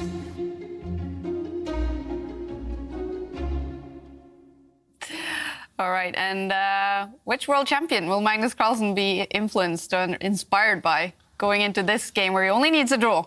In this last game, it's hard to say. No, Capablanca, maybe. Maybe Capablanca, maybe Karpov, Petrosian. Petrosian, I would go for. Why? Because Petrosian was a very defensive player. I mean, very solid. But that doesn't mean that he wasn't tactical, because he saw all the tactics, and therefore that is why he decided just to kind of be a little bit safe. And, well, Magnus needs to do that. And he can do it with the white pieces, which is even easier. All right, let's take a look at the results between Magnus Carlsen and Hikaru Nakamura. So Magnus Carlsen won the match yesterday, and today Hikaru started out with a spectacular win. It was a draw in the second one, and then Magnus Carlsen winning the third game, which means it is a must-win situation for Hikaru in the last game now to take it to tie breaks. And we have seen Shakhriyar Mamdyarov beating Levon Aronian in the match for third place, winning that in very impressive fashion. All right, but it's coming close, the final game in a must-win situation for Hikaru Nakamura. I'm so excited for this one. I'm wondering what the players are, doing right now, wherever they're, Magnus sitting in Oslo there. It's late for Magnus, almost 9:30 for him, 12:30 for Hikaru in the day. So what will they be doing now before that last game? Well, both of them will have to get pumped up and ready in different psychological ways.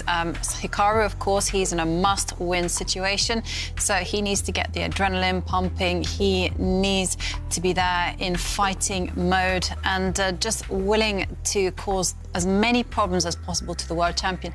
For Magnus, it's a little bit different. He needs a little bit more calming music. He needs something to detach himself from the emotions and just be able to utilize all the chances he can get with the white pieces.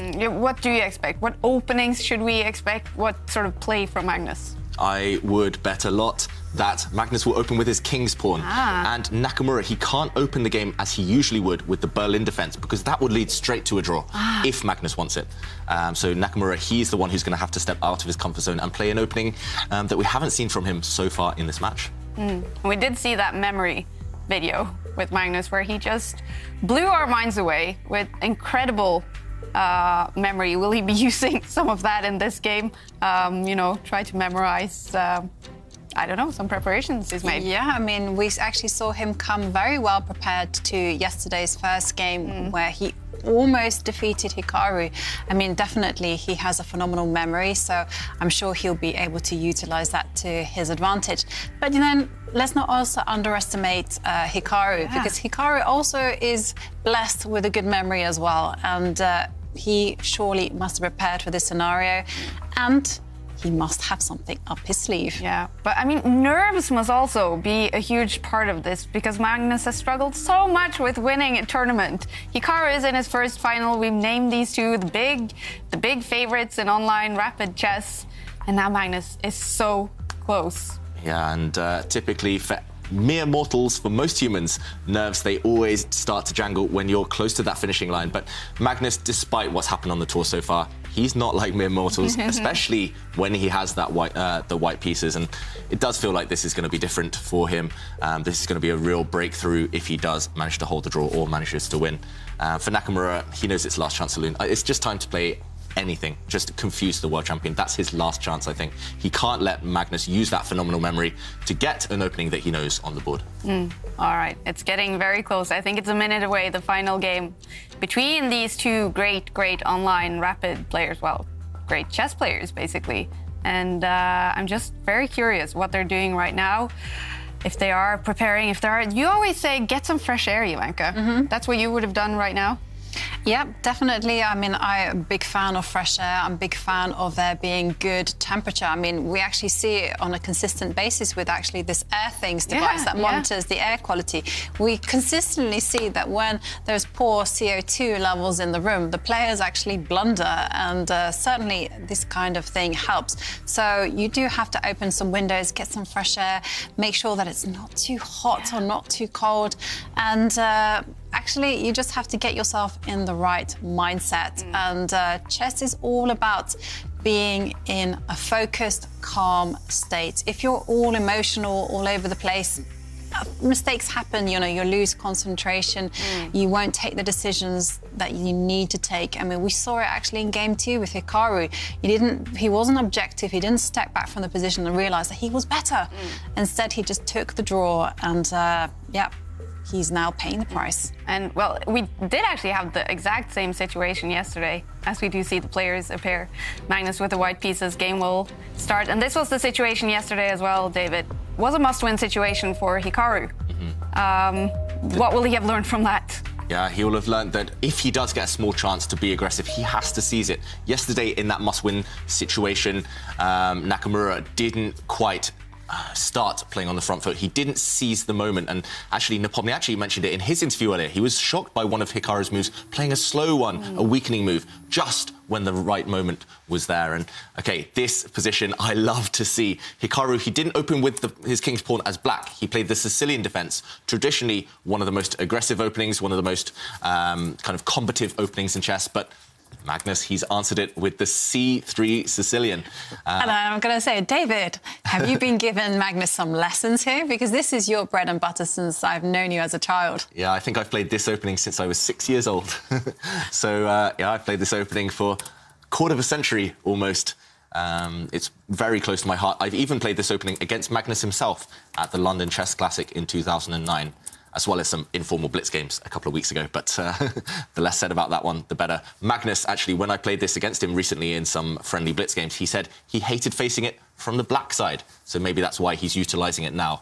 The C3 Sicilian, notably, it has some poison. It tends to lead to quite dynamic positions where white has chances to attack. But if white wants to play it safe, it is quite well known to be solid. It's very hard for black to create a really dynamic position from it, for the black side at least. It's hard for black to create an imbalance. And that's why Nakamura, already after move 1, Nakamura spent a minute and a half there just thinking, because he was trying to come up with an idea for black that would throw Magnus out of his But book. he hasn't chosen the most aggressive system, I have to say. I mean, he's chosen something that is strategically quite solid. In fact, but it does have one thing. If white wants to take advantage, white has to push hard. So push hard or go home. Exactly. Well, you are home. These players, they're definitely home, and I don't think white needs to push that hard to get a decent position from this one. White just needs to occupy the centre with pawns. What can be more logical? What can be more classical? Yeah, but that kind of entails some risks, you know. But OK, I also Magnus will be happy to see it. I agree with you. I also quite like it from the white side, but I'm just trying to play devil's advocate here. No, fair enough. That must be, I mean, you're right, that must be Hikaru's logic. And in this position, white has options. White can push a pawn in the centre. The move I personally like, especially in blitz and rapid chess, is to actually move the knight on the left-hand side. Just develop that guy. And there's some tricks, some traps there, but white is always able to make it very safe if he wants. So right now, black challenging in the centre, Magnus having a debate with himself. Does he push a pawn forward, gain a bit of space? Some risk entailed, maybe, as you say, Ivanka. With space comes responsibility. Do you push forward? What would you do here, do you think? Well, you know, I do like my space. You know, I'm basically self-acknowledged space monster, so I would push forward Space with the invader. pawn. Yeah, I do like That's a song to as well. close. The space invaders in. Okay, I'm not going to sing. Okay, and OK, he does push forward with the pawn, and OK, immediately the tension in the centre has been eliminated, but the tension is still on the board. It just transfers over to the sides, and Hikaru developing his dark squared bishop, and I'm expecting to see Magnus develop his knight on the left. Lots of choice for white. I would probably develop the other knight, but yeah, the knight on the left makes a lot of sense. White can also give a check with the bishop. White can play a lot of moves. White can even push a pawn in the corner to stop any potential pins later on. Yes. The reason I don't like this from the black side is because black has this, I mean, the bishop that's just moved, it's blocked. It's staring against a wall of pawns. And not only is black been space invaded, black also has this bad bishop long term. And while we're thinking about song tunes, we have to remind everyone we have a quiz of the day, and we are asking, what is your go-to song at the karaoke bar and why? And you can tweet your answers using the hashtag ChessChamps, or you can go on to the Champions Chess Tour Instagram and comment on the post. And A. Vindus says, Bohemian Rhapsody by Queen, you just have to sing along. Also, it seems to be a hit in the Facebook chat of the Meltwater Champions Chess Tour. Me too, for me. And, and also EW says he loves Taylor Swift's I Lived in Your Chess Game, the lyrics, and I lived in your chess game, but you changed rules every day. Kind of fitting in this wild, wild West Champions Chess Tour event. Definitely. I haven't heard about that song. No, so Taylor Swift has a chess song. No, I've never heard of that one either. But, you know, I'm... Are you a big Taylor Swift fan, David? I have been to one of her concerts, but I don't know too many songs, unfortunately.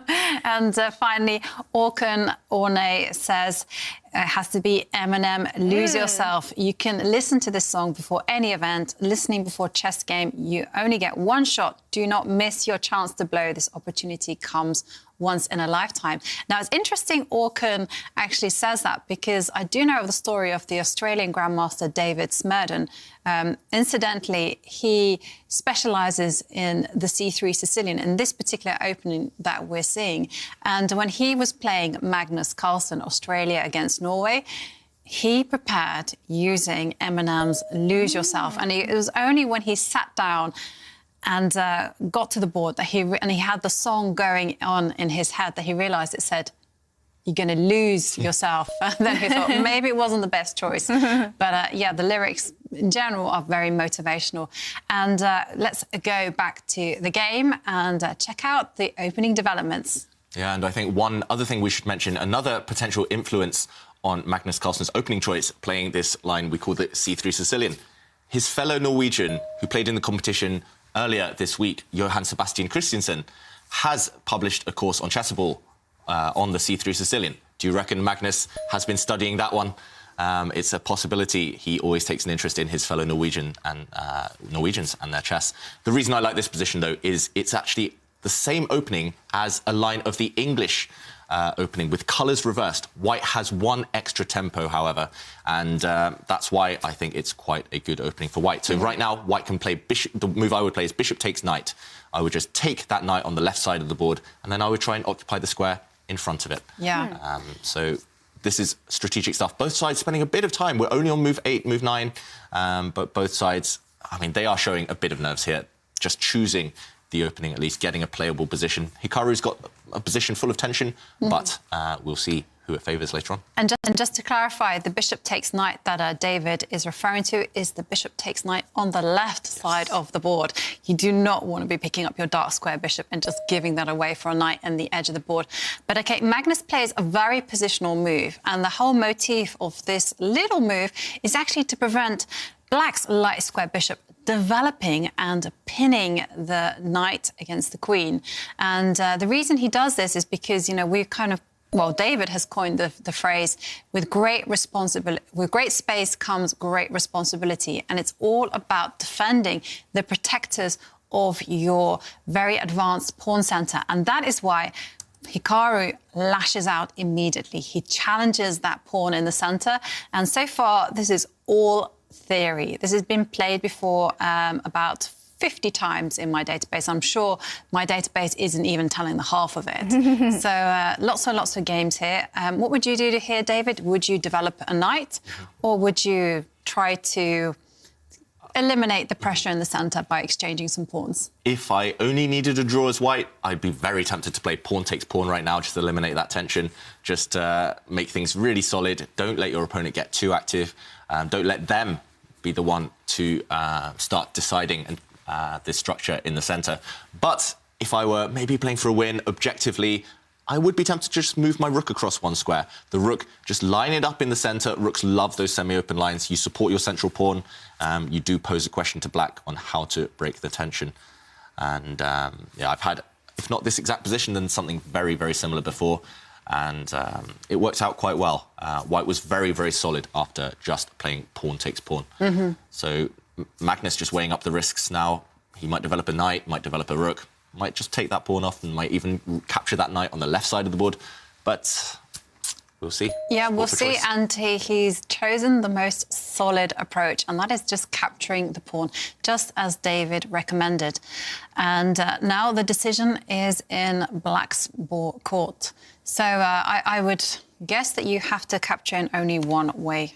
Yeah, so you cannot capture with the bishop now as Black, because the Black knight on the edge of the board would actually drop off. So there's only two ways to capture. You can take with the rook if you're feeling ambitious. The safest, maybe soundest move would be to recapture with the pawn. But then the structure becomes symmetrical. Both sides would have an isolated pawn in the middle, and winning chances for Black would be very low, I think. So he does, in fact, capture with the pawn. I think capturing with the rook was maybe playing a little bit with fire. And, OK, Magnus now developing. But I do agree with you. A lot. Yeah, Magnus surprised by that decision. I think it's not because it's a bad move by Nakamura, but just because it's a move which shows, actually, he's not taking risks. Nakamura, he's in a must-win situation, but he's not taking risks. You mentioned, Jovanka, Black could have taken with the rook, and I think that would have been a more dynamic way to play. Risk involved, yes, but also rewards would potentially be higher. So, okay, Nakamura instead finally does start to take risks, starts to declare his ambitious intentions by pushing pawns on that right side, pushing a pawn towards the white king.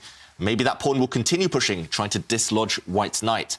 So that last pawn push by Nakamura, I mean, I like the spirit behind it. It does feel a bit overambitious, but he is finally going for gold. Yeah, and you kind of mentioned it there, actually, about Magnus perhaps taking note of fellow Norwegians' courses, because Johan Sebastian Christiansen did, in fact, tweet that Magnus Carlsen was following his chessable course, and love it when that happens. Cool. Johan Sebastian Christiansen, who participated in this tournament in the preliminaries and also has made a chessable course. Exactly. Awesome.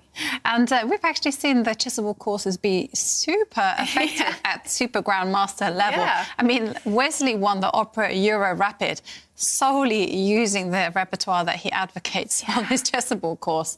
And after that happened, I went there immediately and I started memorizing everything. Not just Wesley, Anish Giri in the next event, he did a course on the Najdorf, and in that tournament he was using the Najdorf consistently.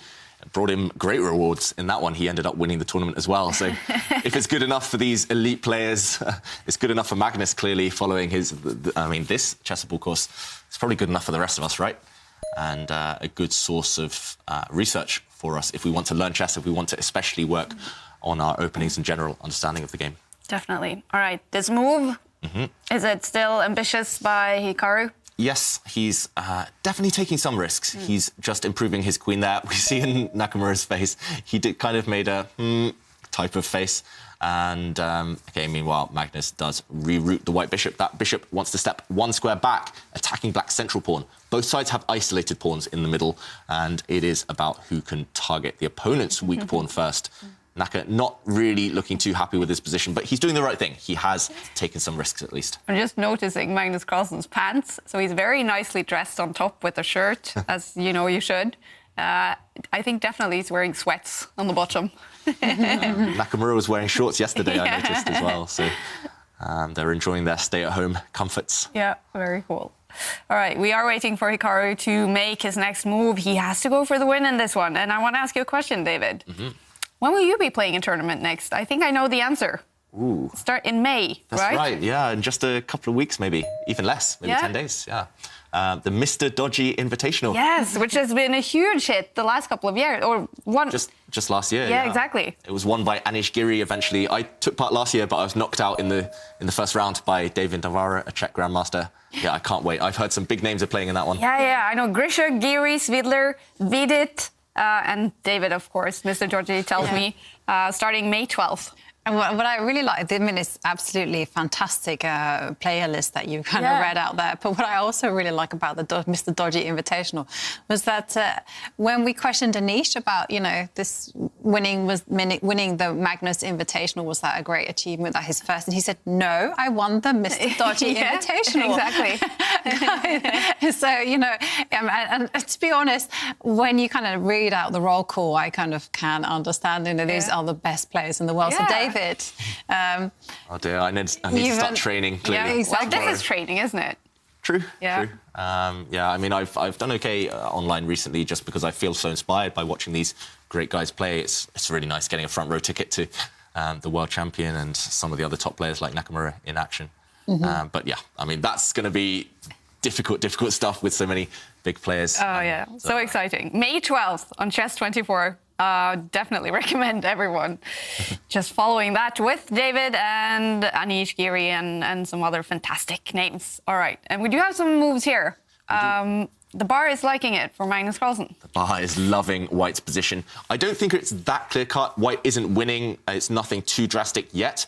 But Black has made some very committal decisions, and that's why the computer likes White. The computer, I do notice, doesn't like to create weaknesses in their own camp unless there's something concrete, unless there's a specific idea in mind. And, OK, I like what Magnus Carlsen's last move. We do notice a lot of pressure on this pawn. It's eyed up by White's knight and White's bishop. That's why Black had to retreat his knight to this square. And now Magnus bringing his queen forward, attacking this knight. The knight can't move, otherwise the central pawn would be lost. That's why Nakamura plays a move he would have hated to play, especially in a must-win situation. He has to retreat the other knight back to where it came from, back to its start square to protect its fellow here. And the reason the computer hates black is simply the passivity of these two knights. They're both stuck. Both of them have to stay where they are, defending things. Meanwhile, though, what Nakamura will be positive about is that maybe later on he can start pushing some pawns against the White King. If things get desperate, that will be his last chance to start pushing pawns. Meanwhile, Magnus going forward with his queen, trying to attack this pawn. Nakamura defends it. It's all about this central pawn right now. If Magnus can break through and win it, Magnus will simply win the game. He'll coast to victory. But Nakamura defending it for now and getting ready later on to launch a counterattack on the other side of the board. All right, Nakamura, he has to find something. He needs to win this game. And he is in the move now. I mean, do you see any possibilities for him, or is he almost dependent on Magnus blundering? Yeah, I think he's dependent on Magnus making some inaccurate moves. I mean, there is always still hope while the pieces remain on the board, and you still have the makings, I'm being very generous with word, of an attack on the right side of the board for black. So, I mean, there's still plenty of chance for Magnus to go wrong. So, OK. But definitely, Magnus is in complete control here. And, well, if he's precise, then I think the result will only go one way. Yeah, and Magnus playing a safety-first approach, bringing his knight over to the right side where it will act as a defender of the White King. Also, a secondary idea. It has allowed the white dark-squared bishop a path towards the left side where it could maybe attack Black's queen. So a multi-purpose move there by the world champion. And... yeah, I was about to say a few moments ago, although the computer likes white, I don't think it's winning. I don't think it's that much. I think it's a small advantage for now. But 2 or 3 moves, it could completely change. So Nakamura, definitely, I'm not writing him off. I think he's got decent chances. I like how he's been fighting over these last few moves. He's kind of been clinging on, keeping the tension, that last pawn push, stopping white's idea of bringing the bishop to that left side, also creating an idea of black's bishop jumping out to attack the White Queen. And not just attacking the White Queen, trapping it too, David. So there is a big threat in the position, and this is something that always sets the heart rate pulsing up and down, and you can see that is the big threat. And the Queen doesn't have too many squares if Magnus allows that move. Unfortunately... You sure it's trapped, though, Jovanka, if I just move the rook? Maybe I can hide out here. You're hiding from me. It's not nice, okay. but it's not a nice square, but it is a safe square for now. Oh. Close, right? It was close. But OK, I mean, that is not a great square for the queen. And that's why Magnus actually creates some air for the queen. So now the queen can retreat 2 squares back, should she be attacked. So this is a safe square, at least for the White Queen. Able to jump over to this one, which I know you like as the Goldilocks square, yes. Jovanka. Just a decent square that's not too hot and not too cold. Yeah, basically any row, any square on the 3rd row. The 3rd row is the one that you want to get your queen to in the beginning of the game, or the beginning of the middle game, because she can jump anywhere. Yeah, and Magnus, meanwhile, playing very solid chess. I expect to see, if he gets time, the world champion jump with his knight to this square. Then his king will be safe forever. The knight can even jump forward into black's half. And we do see this position on the board now. The White Queen hasn't been kicked back. But Nakamura, he needs to find a backup plan to that one. He needs to find a follow-up, at least. I like how he's been handling the board and the clock. But this rook needs to join the action. OK, he doesn't use that rook. He uses the other rook. Mysterious stuff. And I'm surprised he didn't utilise this piece. But now at least he has some pressure along this line. Nakamura trying his best, at least, to fight. Well, he has to. With 10.5 minutes left on his clock, he is a lot better on the clock than Magnus Carlsen, who is down to less than 7 minutes right now. Definitely hasn't started celebrated, Magnus Carlsen. But I have to say, it's looking... I mean, that white background, it's very tucked in. Congested. Yeah. Yes. Yeah, white's just keeping everything protected and safe, for now at least. But if you look at the pieces on the back row, I mean, they're actually long-range pieces, so the potential isn't diluted by they don't really like to be tucked in. They're the rooks. The rook definitely it is in problems right now because you can see in the eye line is the white bishop. So the white bishop will kind of either step back or try to trade itself off for a counterpart if Hikaru is feeling particularly safe. But probably he'll step back and the two rooks will just look at each other. What Magnus is looking for now is just simplifying the position, making it very, very easy to play. And if he were to make a mistake in a very simple position, well, then the margin for error isn't particularly great. I mean, he can probably make 10, 20 inaccuracies and the position would be absolutely still okay for him. So he just wants to minimize risk. And if I were him, I would probably step back. With the right time, I would probably move my knight first, actually. I would move my knight first, and then I would step back with the bishop and try to send into operations these trades. Yeah, so the good thing about White's rooks is, although they're blocked right now, all it takes is a move by a minor piece by those knights and bishops, and they're on beautiful lines. So, yeah, Magnus going for one of those two moves, I think, now that you suggested, Jovanka. He'll either move the bishop out the way of his rook on the left, or he'll move the knight out of the way of the rook in the centre. And both of them look fine. Black trying to stack up his rooks on one of the open lines, but I don't see that being too effective. One thing I'm still struggling to understand is why the computer favours White so much. I mean, White's position is fine, it's harmonious, everything's protected, but it gives White such a big advantage. I think it's to do with that knight, that really bad knight that's next to the black king. I mean, what's it doing? Nothing. True. So I think on that basis... One bad piece makes a bad position, right? Exactly. And the computer's just saying, you're not going to get that one out in a hurry, so you're basically playing with one piece less. And I think that's why he likes it. Yeah, they like it so much. Definitely a potential reason. OK, Magnus does drop the bishop back, offering a trade of rooks. That's very safe and a good tip for everyone. Just bishop's long-range pieces, they're OK at the back rank. It's more important to make sure the rest of your pieces aren't blocked in. And Magnus happy to initiate one set of trades with the rooks. And now, surely it's time to move the knight in front of the remaining white rook. Open up the white rook, improve that knight. Yeah, suddenly, the more I look at it, White's pieces, they're unravelling. And, OK, he didn't move the knight to the square that I wanted it to. I kind of wanted it to go to the right. But, OK, he's gone to the left. And now, looking at the black centre pawn, although that is not en prise, not under attack just yet, but still some nice squares for it to go to. So Hikaru, well, he retreats his bishop, and it seems to me that he's just trying to find some moves, perhaps trying to cause Magnus to panic a little bit with the threat or the dream of attacking on the right side. It felt like Nakamura was just trying to make moves and waiting for Magnus to go low on the clock before taking any real action. But now we see on Nakamura's face, Magnus has started to speed up, and Nakamura knows that the chances will start to disappear the more pieces are traded. Magnus there jumping forward with the bishop, eyeing up some outposts, eyeing up some nice squares, and Nakamura realising, actually, there's no real attack for black. Everything's just so solid for white right now. Pawn structure, pretty much symmetrical in the way that there'll be no pass pawns.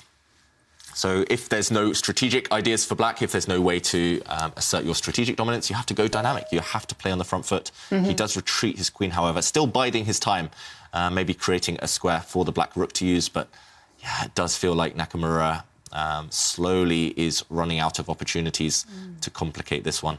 Yeah, and that means trouble, actually. And while there's a pause, while Magnus is going to consider how to regroup his pieces, well, David, you did put in a request for for new challenges. We heard you nice and clearly. And Leon Watson says, maybe comedy would ensue if David's next challenge was to perform a rap battle in the next tournament. Leon, what are you doing to me? But I think you'll like Joseph Schmidt's tweet better. He says he wants to see Ginger GM, Simon Williams, against Magnus Carlsen in a game of chili chess. I reckon that would be pretty close. I reckon Ginger GM would be a favourite there. And I want to see that happen. I think it should be winner stays on in the chili challenge. So Magnus won against me. Next, it's Simon's turn to step in. Yeah. and then even spicier chili, some habaneros and... Well, if anyone else has any other suggestions for David to do any challenges... Or for Jovanka, or for Kaya. No, it's all about David. But David, you're a legend. What would you... So we had two really good suggestions there. It was this one, a rap battle, and then we had the other one with a treadmill, you know, the speed. Yeah, that's a bit tough, though. I mean, far rather the treadmill than the rap. The only rap I like is a chicken wrap. Okay. Meanwhile, White's queen... You're just golden, David. I mean, you should really be there as a stand-up comedian. It's just... You got it all. Don't give me any ideas. Okay. I think Vidit's tried his hand at comedy, but okay. Meanwhile, White's queen has stepped back and the black bishop has improved itself.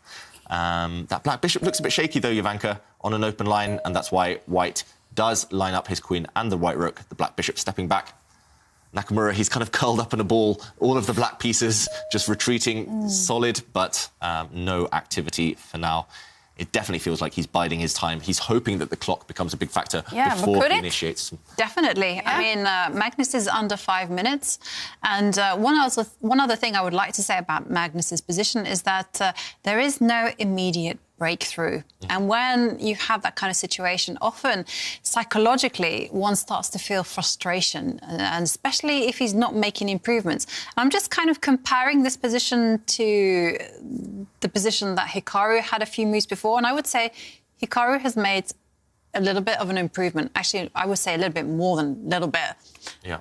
I would say a significant improvement, because yes, his pieces are curled up in a ball, but there's something very, very safe about that and very reassuring.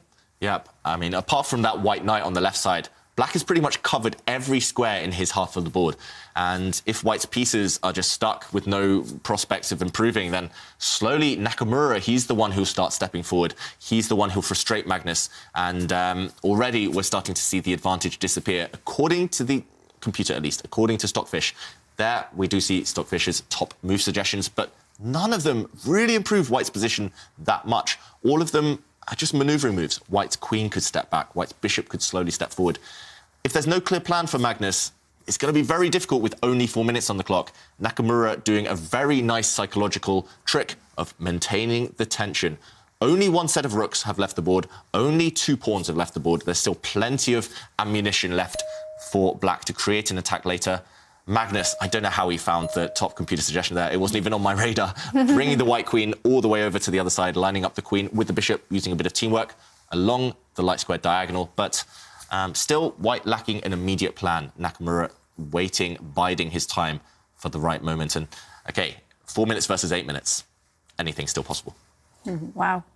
Hikaru now trying to find not maybe even like the best move, but just something to put Magnus off. Yeah. Yeah, he's just kind of trying to frustrate Magnus, covering every single entry point and simply reacting to whatever Magnus does. And Magnus has had enough. He's now grown impatient. And you can actually see he has pushed a pawn on the left side, and now Hikaru has to make the choice. I mean, is he going to push the pawn forward? Does he make some trades? And I personally would push the pawn. What would you do, David? Or would you make the trade and make Magnus's world a better place? I'd be very reluctant to make the trade, but Nakamura, he went for it. I liked your idea, Jovanka, pushing a pawn. That pawn might have been doomed, but at least you block it up. You gain a bit of time. You gain a few moves at least. And, OK, a trade has happened, and white's bishop jumped forward. And Nakamura, OK, now he is making his intentions clear. He's pushing pawns finally on that right-hand side.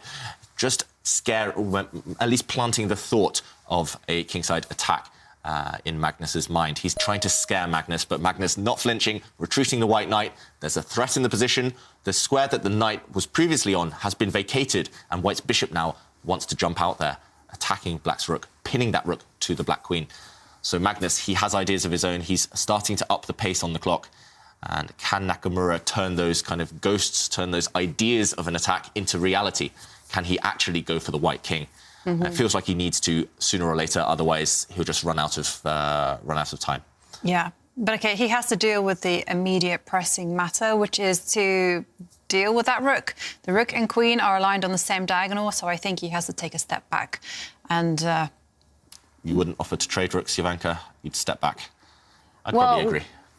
Well, the thing is, though, if you trade rooks, it's like one step closer to the draw, and unfortunately, that might be the best chess move, but Hikaru needs to win, and it's much easier to win if the pieces are all on the board.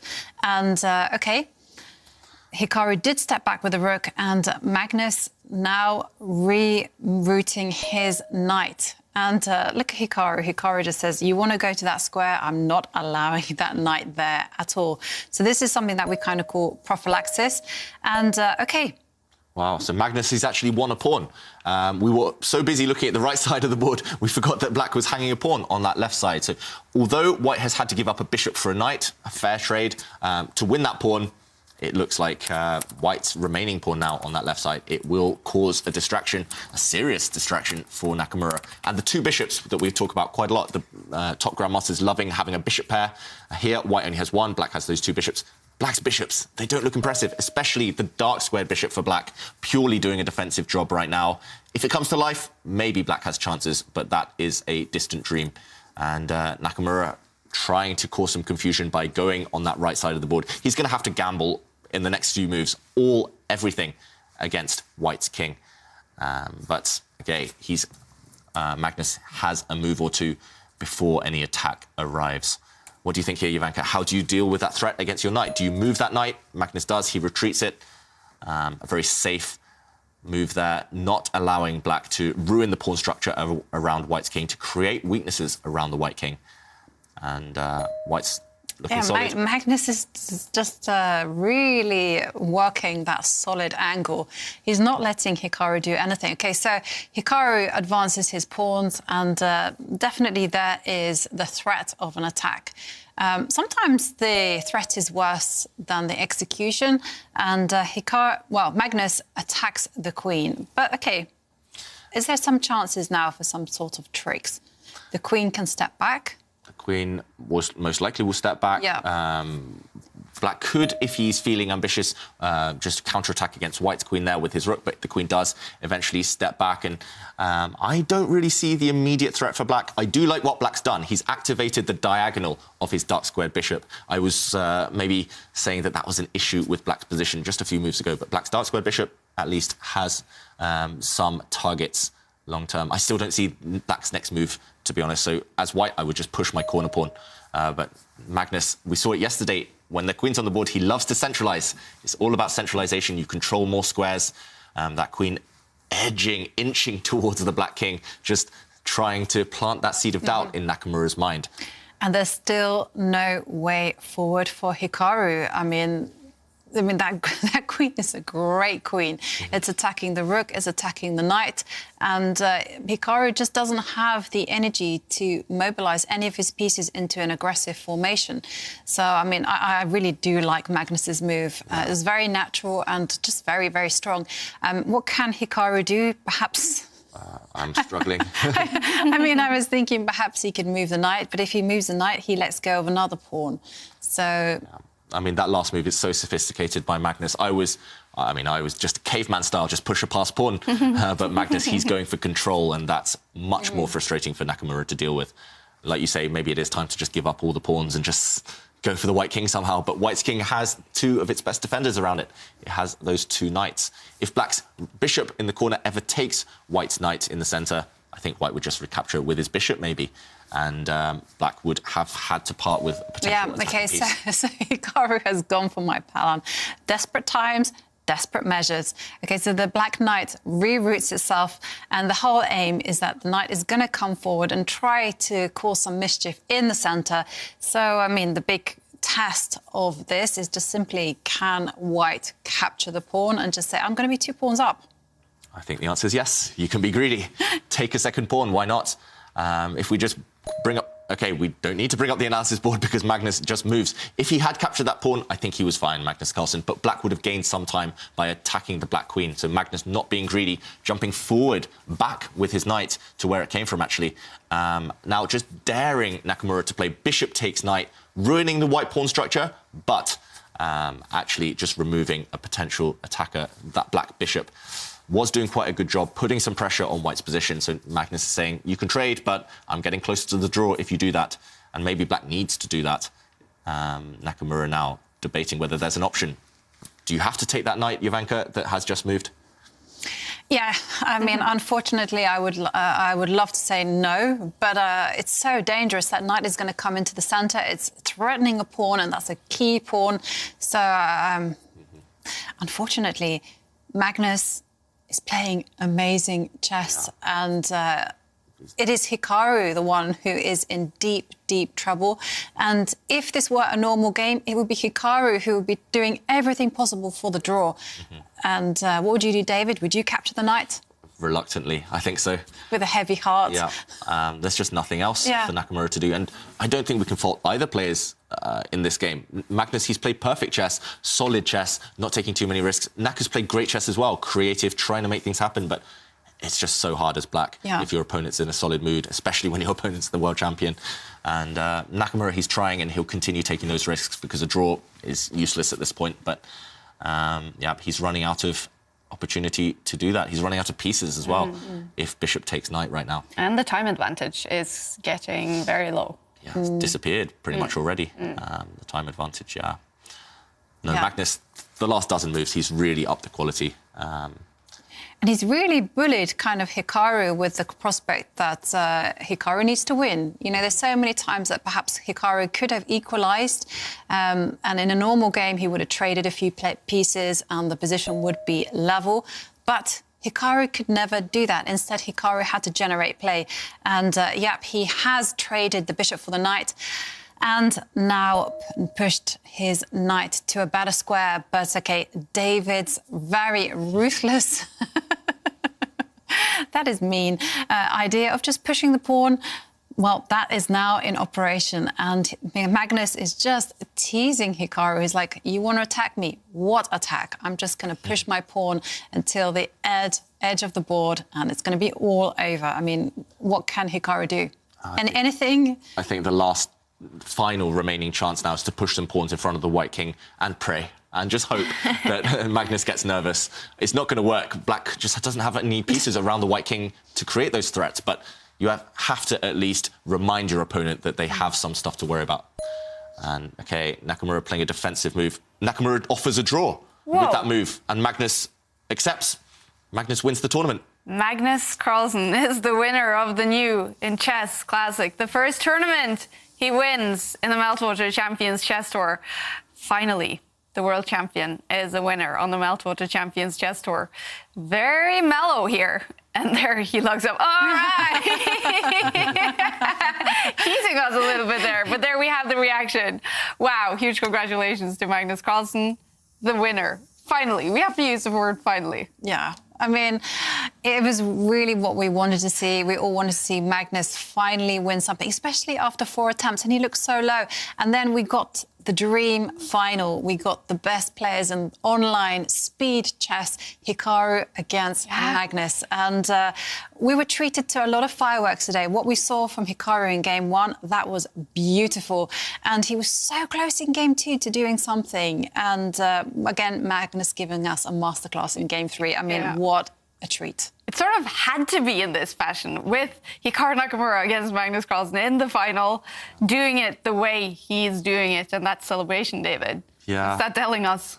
It's relief, ecstasy, just, I mean, especially against one of his biggest rivals. I mean, it must be so satisfying for the world champion to break his duck in that way. And I'm hoping it's not the last final between them, because Hikaru, he had his moments, and he will come back. He's just so good. But, Magnus Carlsen, he did triumph eventually. And just if we fast forward from this position, I want to highlight a couple of moments. But Magnus, in this position, not being afraid to push forward, even though a draw is necessary, not being afraid to change the dynamics of the position, especially this decision. Bishop takes knight. He went for the win of a pawn. A lot of people would be hesitant to do that, giving a bishop for a knight, but Magnus, he did cling on to this pawn. And just 2 moves later, retreating the white knight, keeping the white king nice and safe, and this move, bring the queen across, complete control. This bishop guards any light squares the opponent wants to use. This queen guards any dark squares the opponent wants to use, and there's no attack for Nakamura. A couple of moves later, we saw this trade, and despite white's slightly odd structure, black simply has no attacking pieces, and a draw was agreed in a couple of moves. Yeah, really smooth by Magnus. Which means he is the winner of the New in Chess Classic, and we are now joined by the winner, Magnus Carlsen. Huge congratulations. Thank you. So, Magnus, we saw that celebration. What words describe your feelings right now? Oh, I'm really, really relieved. I mean, I sort of felt after yesterday that I sort of gotten away with one, but I knew it would still be difficult today. And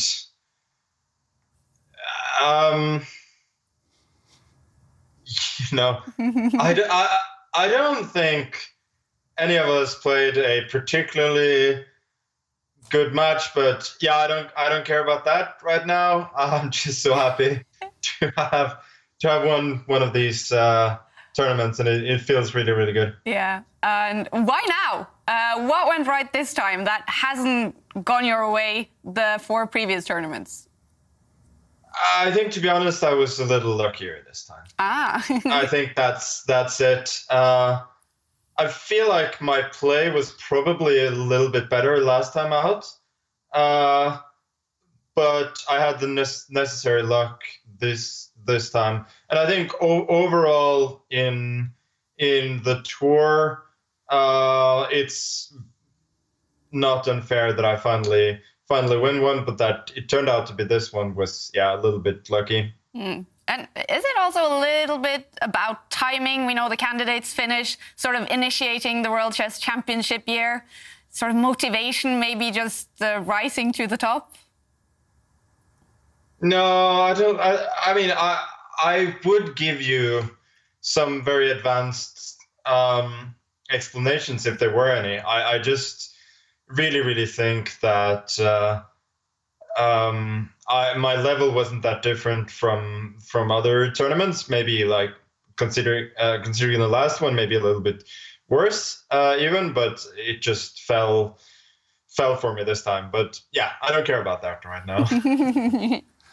Magnus, you mentioned a bit of luck, and today didn't start off in the perfect fashion. What do you think the turning point was?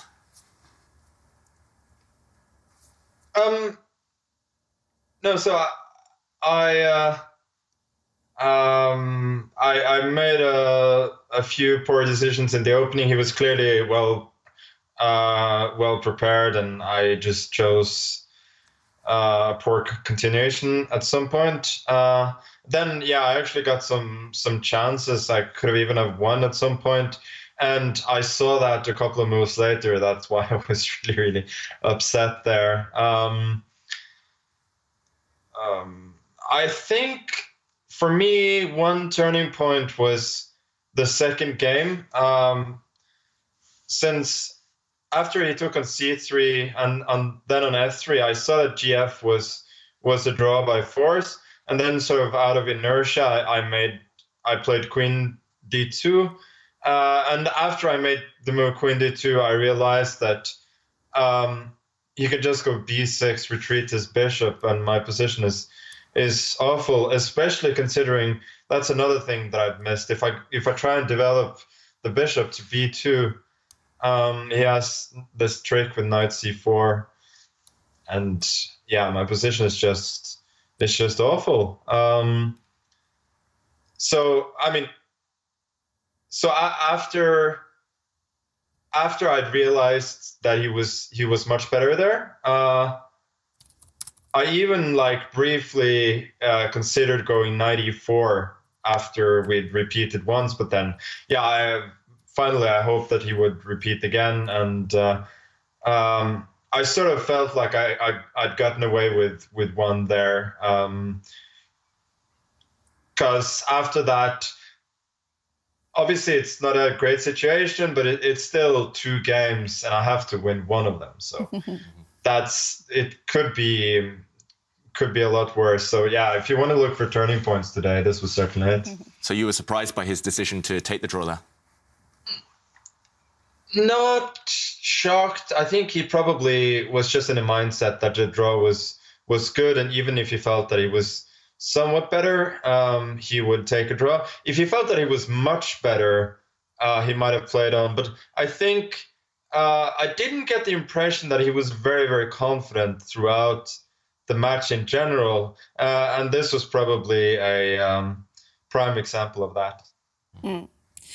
All right. Well, Magnus, since you have won today, we always interact with our viewers on Twitter with the quiz of today, and I really want to ask you the quiz of today, and I hope you want to answer. So the question is, if you were to go to a karaoke bar, what would be sort of your go-to song?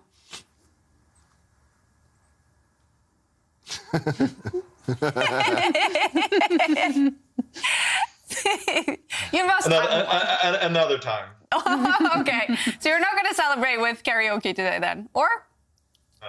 Can I ask one question? So we've been setting challenges for poor David Howell, and we saw you successfully wipe the floor in the chili chess challenge, but what kind of challenge would you like to see David do next? Or Jovanka, or Kaya. No, it's always David. I'll have to get back to you. I think your minds are anyway a lot more devious than mine. Well, Magnus, we did see you in that chili challenge. Was it really that easy for you, or did you think it was spicy as well?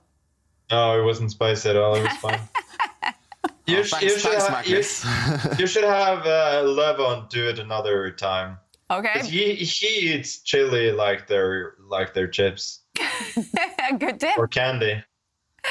All right, I think we have to do that. He'd be a more than worthy opponent. All right, well, we should have you against Levon in the chili challenge then, I guess.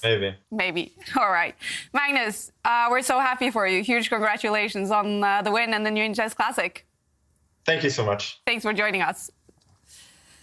All right, well, that is a happy winner of the New Chess Classic. Finally, that's the word he uses, relief. Yeah, a worthy winner in the end, and he mentioned it, slightly lucky at times, but well-deserved. Yeah. When the critical games came along, he never really looked like it was in doubt. And Hikaru Nakamura, definitely a worthy second place. Finally, we got this final between these two. Magnus ending up as the winner. So this is the 5th tournament. We're halfway through the Meltwater Champions Chess Tour. We have 4 tournaments to go before the big final. Do you think this also is a turning point for Magnus and Hikaru, that we will see them now in the finals? Yeah, I think definitely for both these players. Perhaps not so much Magnus, because he's found himself a familiar face at the finals. But to see Hikaru Nakamura in the final, challenging for the top spot, I mean, definitely it's what we all wanted, and we all wanted to see him there playing some fantastic chess. And he's really giving us a lot of delights during the way. All right, we did get to ask Magnus about the question of the day. He didn't have a song for us. Don't know why, but... the viewers definitely have some answers. Yes, we asked everyone, what is your go-to song when you're at the karaoke bar? And of course, the answers were just hilarious. Loved them. And before I announce the winner of this Airthings mini device, I'd like to share with you some of our favourites. And Brian H. Live suggested his go-to karaoke song would have to be Sweet Caroline. He wants to do the ba, ba, ba. Yeah. Always creates such a good mood in the karaoke bar. Yes, definitely. And John, we liked his suggestion. My favourite karaoke bar song is Aha, Take On Me, because it's a type of song that makes everyone join in. Yeah, well, they have to. Otherwise, you're going to hear the singer, and it's a hard song to sing. I like that analogy. I like that example, Kaya. And Frederick Krog, we liked his suggestion. My go-to karaoke song is Don't Stop Believing, a song Nakamura should sing. Yes, definitely. Yeah. We always believe in Nakamura. And finally, the winner of the Airthings Mini, that is Avindus. And for his tweet, Bohemian Rhapsody by Queen. You just have to sing along. Also, it seems to be a hit in the Facebook chat of the Meltwater Champions Chess Tour. And you can even improvise the lyrics. So, OK, I'm going to ask Kaya, can you sing the first one? Oh. Doesn't really matter. OK, I'll start off. Doesn't really matter. To me. To me. Magnus just killed a queen. That's beautiful. So congratulations, Avon.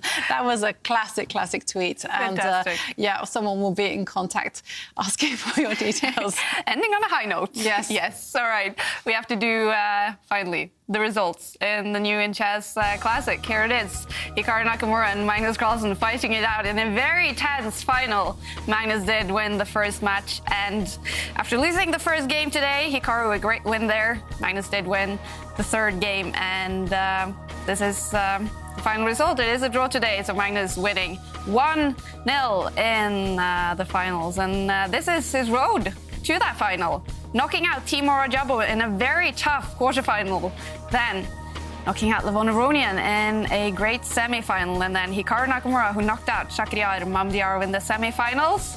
Well, he did lose to Magnus in the final, so the world champion is the winner, and we see in third place Shakhriyar Mamdiyarov winning that match against Levon Aronian. And I think maybe we also have the standings in the Meltwater Champions Chess Tour coming up, and I don't know the answer there, but I'm really excited to see it, because I'm wondering if Magnus now will have, and he has, gone past Wesley So on the standings list. Now Magnus is also the leader of the Meltwater Champions Chess Tour, and well, this is where he thought he would belong, right? Mm-hmm. Yeah, he won't settle for anything less than being on top, but we do notice Wesley So, Rajabov, Giri, they've all won tournaments in the past. There have been 4 winners so far on the tour, and who knows what will happen towards that grand final. And the top 8 here will be competing in the next Meltwater Champions Chess Tour. That's going to start on May 23rd, so actually only like 3 weeks to go until the next tournament. Yay! And another 8 players will be competing. We don't know their names quite yet, but the top 8 players here, they will be in the next tournament. Magnus Carlsen, of course, is one of them. I mean, we really have the big names on this standings list. Janne Pomniachtchi as well. I know, we get to see the World Championship challenger compete, and will he be hiding his repertoire? Will he be doing something different? Can't wait to see him in action. And of course, it would be great to see the Magnus Carlsen Invitational winner, Anish Giri, playing, of course. And you guys have chosen some amazing names throughout the tour, and I just love this mix of dynamism, experience. So I really can't wait for the next event. And it's been so much fun hanging out with you guys. Exactly. Every tournament seems to be more fun than the last. I know. Not only with the chess, but just in general, everything seems to be shaping up as the tour goes on. And don't forget, David Howell will play a tournament on Chess24. The Dodgy Invitational is what it's called. That's right. Starting May 12th. We're definitely going to follow that, Ivanka. Definitely. Yeah. All right, you guys, it's been so much fun as always. This was the 5th tournament in the Meltwater Champions Chess Tour. 4 tournaments to go before the big final in San Francisco. All right, well, we hope you guys have enjoyed the drama and the chess, and a huge congratulations to Magnus Carlsen on finally winning a tournament on the Meltwater Champions Chess Tour. It's been fun, and we hope to see you in the next tournament, May 23rd. Bye.